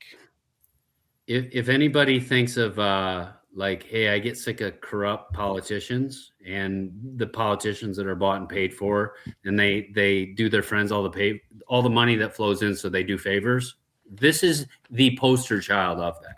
Okay, this is full representation of scumbag politicians that are bought and paid for, completely overruling the people, completely overruling what is the right thing to do just because they have these people in their pocket and controlling them. They're basically little puppets for Farm Bureau. They control them. Yeah. I mean, so that's the debating thing. What about goals, Josh? What are your thoughts? Like, is it as simple, like, as far as going through the right process? So going around is the wrong process, but if we stick to the right process, is it as simple as that, or you think it's more complicated?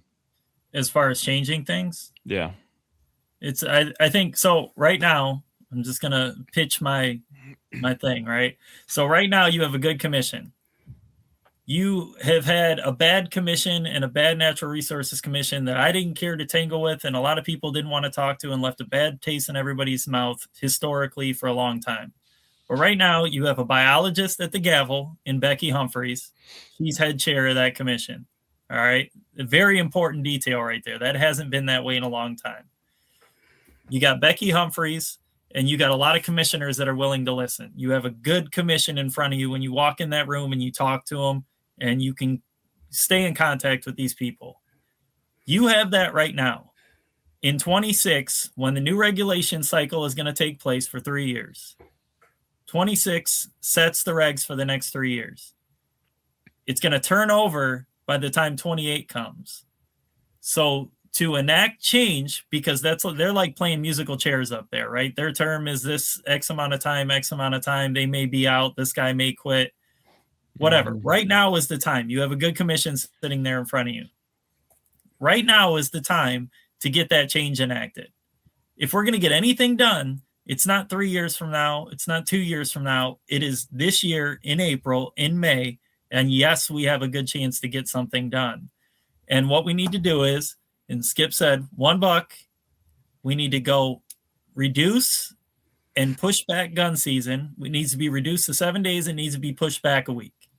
I think that's fair for everybody. We're not talking about pushing into December. I think just pushing it back a week, we're going to make a huge, substantial change. We need to return muzzleloader to a real muzzleloader season and get every legal firearm out of muzzleloader. Period. Done. That should be an easy one. It should have never taken place. Right. Give those primitive weapon guys their muzzleloader back. Give them their time in the woods again. Hunters will be happy. It shouldn't be that difficult. I know guys that love to hunt with the muzzleloader. And then on top of that, you need to go to the DMU-based doe harvest. Get rid of the 10 universal tags that are good anywhere in the state, and it needs to be done by county. Yeah. And, that makes what Kevin's doing in the Northwest 12, that's good for him. Zone 3 down here, whether you're, Oakland County, Macomb County, like, it's for your area. It just makes sense. It's simple. And DNR doesn't, they're weird about it because it's going to put an extra burden on them. But that, again, came from Farm Bureau. That a lot of that has an input from Farm Bureau. We can get rid of that because this is going through the commission. Mm-hmm. Back to DMU base. We have the power to get rid of that. And to speak on that, I also know of a heat map that's been made and presented at the DAT meetings. The commissioners are aware of it. They like it. It was stated at the last meeting that they like the idea of it. And the DNR kind of pushed back a little bit. Well, we did this because the farmers were unhappy, and commission doesn't care. They're there to make decisions based on sound scientific decisions, right? That's their job. So they don't care what the farmers want. They want all the deer killed. That's not science-based. So I think those 4 things, are doable this year. I really do. And I wouldn't just be, preaching. Yeah. So honest question for you, Josh. Is this the same commission that walked back the youth season thing, or is it a different? It's a different makeup. It slightly different makeup. Yes. So you honestly think that they will change all those things at once? I do. And here's And why. it'll just take, what will it take then? Will it take just the DNR to tell them, hey, this is the scientific reasoning for these things? Like, what will it take? The DAT already passed a motion for recommendation of a $1 tag. Period. DAT already did that. So you got your deer advisory team that sits under, it's the Citizens Council that sits under the DNR, right? They have all the information presented to them, and they're fed this from the DNR, and then they vote on, kind of take a motion on their own regulations on what they're going to recommend to the NRC. They've already been through the $1 thing. I don't want to say unanimously, but heavy majority voted for it, in favor of it. So that recommendation is already coming in April. What the NRC does for it, at that point, it just matters. We have to show up. We fail as sportsmen, as hunters, as stewards to show up for the resource. But we don't fail to buy a tag. We don't fail to hunt. But we fail completely miserably when it's time to show up for what's actually happening for the resource. So it's as simple as that. We need to show up and support the deer advisory team and done. Get it done. Put it to bed, and yes, it's gonna happen. Like I'm gonna show up. I'm gonna confident, and it's gonna happen. I hope you're right. He is right if they do show up. So this was the same thing in Iowa. We kept getting steamrolled into things, and all of a sudden I started looking around like, what the heck? Well, I started talking. This is when I got involved all these years ago, and they're like, we don't hear from hunters at all. We just hear from the angry farmers. We just hear from the gun manufacturers and the weapons people, Farm Bureau. That's all. We don't hear from hunters. So I'm like, really? So we got really active, and like, hunters, see all this crazy crap that they're throwing out every year? Let's do something about it. And we organized, and it was just like a revolution. Like all the hunters, we just got the word out. We just got organized. This wasn't a huge amount of effort. This was just passion, reaching out to everybody, Facebook groups, forwarding on, like this podcast, for example. Like, okay, guys, let's all get together at some place, online and so on, and let's get a plan and let's execute. And the hunters got very vocal in Iowa, and we got all this crap reversed. So I absolutely believe that it's possible, and I absolutely believe Josh is right on this. If you guys get organized and you guys come together and get active and do it, and instead of the hunters that are just bitching but doing nothing about it, which Facebook does nothing, makes zero impact. All this. Show up, do something, write an email, join a group, ask them how you can help, get with Josh, get with all these, absolutely, like, get with Josh, and you guys get organized, and you will win. Don't comment on Facebook. Adam, I'm going to tell you something. When I started going to these meetings, because I mean, me and you have had these conversations, and I've picked your brain on it, and I know you believe it's a broken system and we have to go a different way. When I started going to these meetings, I looked around the room. By far, I was the youngest person in that room. And all these guys are old stakeholder groups, and I'm not being disrespectful at all, and I have good relationships with a lot of them now. But after the meeting and after I spoke, a lot of these older gentlemen came up to me, talked to me, shook my hand, said, thanks for showing up. Commissioner comes out in the hallway, hands me his business card. Please give me a call. They don't hear from us. They've never seen this. They've never seen this. They've never seen, a 35-year-old guy calling into work playing hooky and coming to an NRC meeting, and it's important. I'm sacrificing my PTO and my hunting time to go make sure we can do it tomorrow. And, if just a couple of us do it, just a couple of us guys show up, and we've been able to get 5 guys to this meeting, 10 guys to this meeting, and kind of all stand and have the same conversation, send the emails. It's that simple. If you can't show up to a meeting, I'll give you their email. I'll give you their personal phone number. Yeah, if you can't show up, email in. But here's the thing. What you just said, you took the time to go there. And if we really think about how much time that is, like the amount of time, like I'm going to get ready to hunt. I'm going to drive to my hunting spot. I'm going to go sit in the woods and see a 1.5-year-old buck, probably. Maybe. And and then I'm going to get down and drive back to my house and complain how it sucked. That amount of time, one hunt, that's how much time it would take you to go to that, depending on where you lived, and actually show up and make a difference for generations ahead. It is not that much effort in the big scheme of things. No, so it's not. I've been to meetings 2, 3, 4 hours from my house. I mean, it's just, it's important. We need to make time for it. We need to show up. When did you say they're voting on that, Josh? April? So the recommendation will be made April 8th. May 13th is when it'll get voted on. Okay. So you have until May 13th to voice your opinion. The final day is going to be May 13th. I'm trying to get a push of everybody to go to that April meeting and write in by April, because usually you talk about things in April and their mind's made up prior to the May meeting. So now's the time. Between now and April, man, if you can get there or just send those emails and write in with your thoughts, that's the important time. Josh, sorry. I'm jumping into Kevin here. Any thoughts? No, go ahead. In there quietly. I just had a question for Josh. Yeah, or maybe it was Kevin. Was it either of you guys that had said that there was a group that, if something changed, like $1 or whatever, that they were like going to sue the state of Michigan or something? I said that. Okay. Yeah. So just so people understand, their lawsuit would be thrown out. You can't sue over bag limits. You can't sue over a properly formed regulation change. I think we should be able to shoot 50 ducks when I go out hunting, and because they won't, I'm going to sue them. You guys are blowhards. They're bullies. There's no merit to that. And I live in a lot of these legal contexts where I see this stuff play out. Like that's a man tantrum. They're having a man tantrum. It's a big nothing. They're just trying to, it's tough talk. To add to that, if there's anywhere in the state that you shouldn't be shooting a second buck, it's in the UP. Yeah. So why you're threatening in the UP over losing opportunity to shoot a second buck?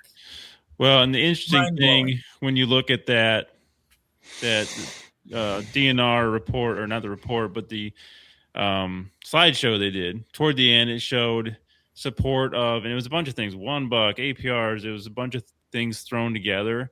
Support changing that. It was interesting that age, it was like this crisscross. If you looked at the age, as age went up, the support was down.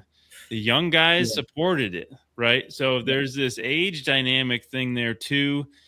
Why you'll win over time. You will win over time because the old timers, with their hunters are aging out at 60 and above, and these next guys are coming in. That's why, I've been saying right now, we need to consider the next generation of hunters. We need to consider them, and those guys need to consider passing us the torch and allowing us to kind of step in and they're not giving us any opportunity. A lot of these older gentlemen, and I don't mean to be disrespectful, but you should be passing us the torch, because there's a lot of things that we could be learning from these people, but they're refusing. And those older sportsmen's organizations are going to die, because my generation is not going to join them because we don't align with their ideals. All these sportsmen's clubs and everything like that have been around since the 30s, MUCC be an example, they're dying. They won't be around in a year if they don't change their ways. From what I understand, and I'm going to say this, and I could be completely wrong, but I've been told that the MUCC, who is the longest standing sportsman's organization in Michigan, from the 1930s, I believe their inception was, abstained from the deer advisory team this year. That is our biggest and oldest conservation organization in Michigan, and they've abstained from having a seat at the table on deer regulation. What does that say? You guys are done. You guys need new blood. It's like saying, hey, Nancy Pelosi and Chuck Schumer are running the party, and Joe Biden, like, you guys need some new blood, and you're not quite all there, right? Yeah. And I don't mean to be disrespectful to them, but I have a ton of respect for the 18 to 45-year-old, and the willingness to think dynamically through things and critically thinking, could we make something better? And I think we could, and let's try these things. I applaud that generation of people, and I'm very optimistic when it comes to hunting, looking at the younger people following me. Josh, Josh, yes Yeah. or no is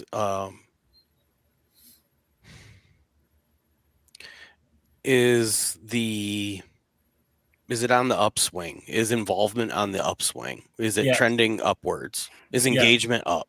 Yes, I do believe so. Like I said, I've been able to attend these meetings with like 10 guys with me at times, at one time it was like Hutchie was there with me, Nate Roosevelt is there with me. We're there together, So starting this kind of trend where we're all getting together and meeting up and going to these things, I definitely see an upward trend. And I'm getting guys send me messages like, hey, I sent the email. I sent an email last month. One of the guys, he's 26. He told me that he actually emailed the old commissioner chair, who was Tom Byard, who he's long gone. He was part of a lot of problems. He emailed him and he said he was less than pleased with the responses that he's got. But he went to the last commission with me. Again, he came back out and gave another chance, and he said, this is a totally different experience than I had before. So, yeah, I definitely think that we're trending upwards of involvement with our people, with our generation of guys. And you guys, if anybody's listening to this, wanted to look, you can Google the Iowa Sportsman's Club. So that was created in the last few years. It'd be very much the way you're thinking, Josh, on common goals for kind of that, 20 to 50-year-old guy that's like, there's some things we need to improve on, and we need to leave this better for the next generation. It's not even about them, really, and that group started within 3 years. Very easy, very, very, not a lot of money. And they had to learn it from scratch. How do we do this? How do we raise money? How do we have a little event? How do we get, this organized? How do we get an email blast to people? Figured it out really easily. And now that they've had to learn all the hard things, like, you guys could connect with them and say, hey, if there was a group that wanted to just be formed, which would be very easy and not that much money, you could connect with them and say, would you show me the ropes? Would you show me how to make this quick, easy, and really effective? And they could speed your process up immensely on just the core simple things on, making these common sense improvements to the state. Cool. Well, we've been going over 2 hours here, guys, so we're going to kind of wrap it up here, but give each of you one last, few things, if you want to add anything more, or really just to kind of, put the bow on this as far as, okay, what now? What would you say to guys listening out there? Let's start with Skip. I think, one, Kevin and I are going to swap hunts. I'm going to go to northern Michigan. He's going to come to my Iowa farm, and we're going to have a good time. Two, I'm very optimistic with hearing, the response from the legislators, the NRC. I don't follow your nitty gritty on the processes. Like, this is how legislation works. This is how our rules change. I'm very optimistic on that. I think I cannot be clear enough. There will never be a consensus on any issue. Pick an issue, you'll never have. And even the state, what's going on today, there's not a consensus there. It's clearly, 75% didn't approve of this. And, there will never be like all the people agree on everything. It's very much like Republicans and Democrats, even the ones that want to solve the same problem. They'll be like, no, this is how we do it. And the other group will say, this is how we do it. So there'll never be a consensus. So if you were to give in to like the people who have tantrums or just get loud and won't allow any change and they're stubborn, things are just, you never improve that way. So I'm very optimistic there. I think your younger generation gets it.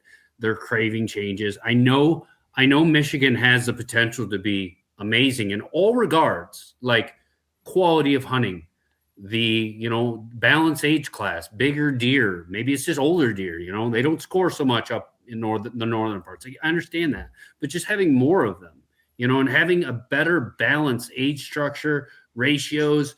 Michigan has immense potential, and it needs a couple common sense things implemented to get there. And you could be light years ahead. And I've been to every one of these states around here that looks identical and has so many similar dynamics. Michigan's potential is through the roof. You guys just need to get there. And again, with no bias, with nothing behind me, no hidden motivation, I hope you get there. And I hope you get there, one, for the current generation, and two, for the kids that are coming up behind you. All right, Kevin, last thoughts. I think there's different ways and levels that everybody can be engaged. Yeah, maybe everybody can't be at the meeting because life's busy and there's things going on, but everybody can send an email.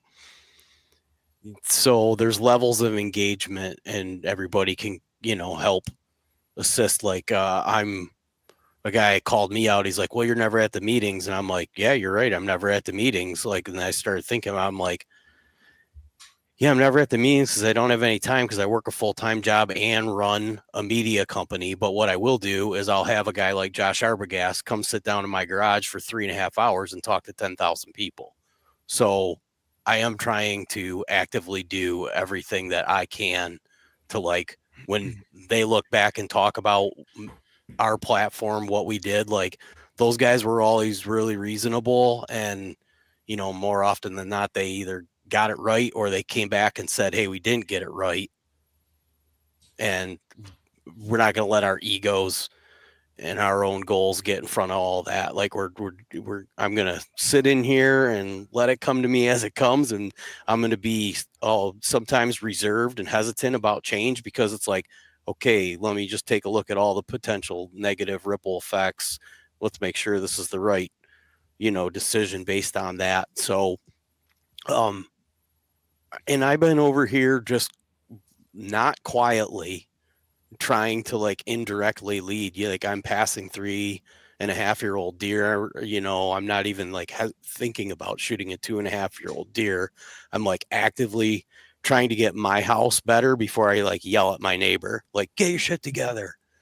Stop shooting those little bucks, like, I'm trying to get my house together. So that's always a fundamental message that I'm trying to relay to people is, like, make sure you're not projecting so much of your energy about what this guy's doing and what that guy's doing before you are yourself making sure that you're doing everything and sometimes it's easier to yell at people that they're not doing a great job than like honestly have the conversation with yourself that you're not, like, doing the hard thing and trying to be better and do the thing, you know what I mean? So, and then lastly, I'll say the arguing on Facebook,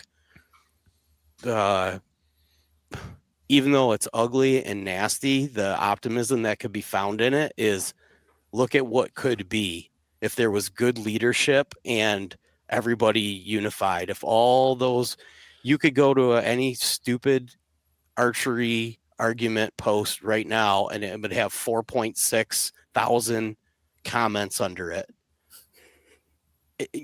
Like, look at that. What is the actual potential there that could be like a unified voice if there was good leadership, good directive, and good communication skills. I'm, like, really optimistic that, like, things like this are, now the kind of setting the stage and the bar.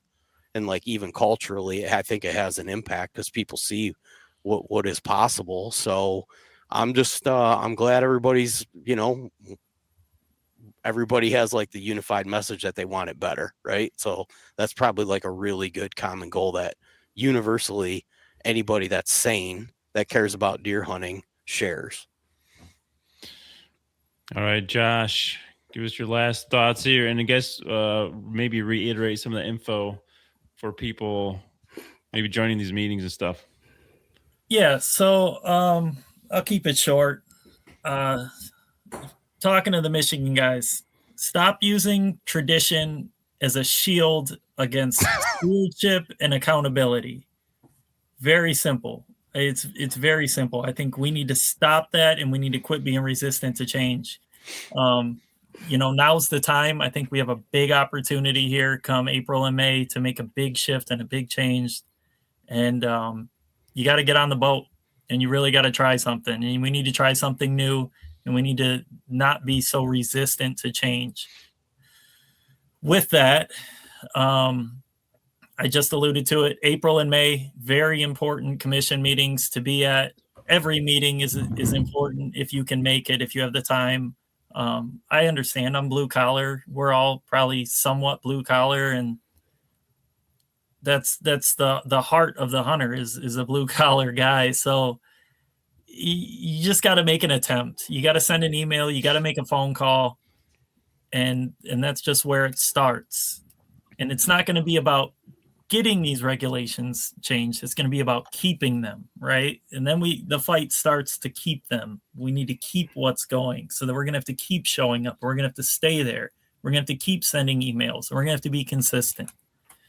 And if you need any of this information, or you want to reach out, my page, the Michigan Whitetail Project, I have a lot of the contact information for the commissioners posted on my page, and I try to update it as they come and go. Meeting dates will all be posted as well.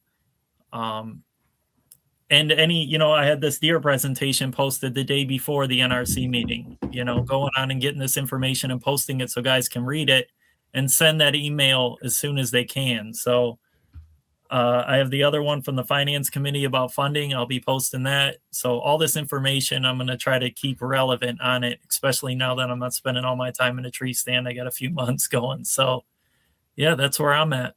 All right. Yeah. So check out the Michigan Whitetail Project for that stuff, because he's always updating that and really on top of it. The last things I would say is, can we get unified on something around, first, the baiting thing that is in legislation right now.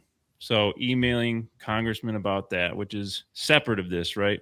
And can we, and I hope we can, in the past, I've been kind of negative on the system of the NRC in the past, and getting stuff through and getting big changes like a lot of people feel we need, but I hope I'm wrong. Can we show up for that between now and April 8th? And I would say, too, with all this stuff, if we can get some changes, even if we can't, there's goals there that we need to get really herd health-based scientific goals. That, I think, will help us with the long-term type stuff, right? Keeping regulations. If we can get good goals, even if we get a different NRC as that changes, hopefully those stay there for a longer time. But, I appreciate it, guys. This was, we went all over the map here, but hopefully people are getting some good stuff out of this, and will. And again, thanks for showing up. All right. So what are your thoughts about our guests, their opinions, our analysis of the data, our breakdown of the goals, and everything else that's going on here in Michigan? Are we doing good, or do we need to have a major change, and what is that? Now, next time I'm going to share more in detail as I can. It was hard to in this episode, but I'm going to share more in detail my exact thoughts. I'm going to dive deep into those and why I think those, about where we're at and how we can get on the right track to make deer hunting better here in Michigan. We're going to continue to talk about deer by the data next week. You won't want to miss that, and I'll see you then.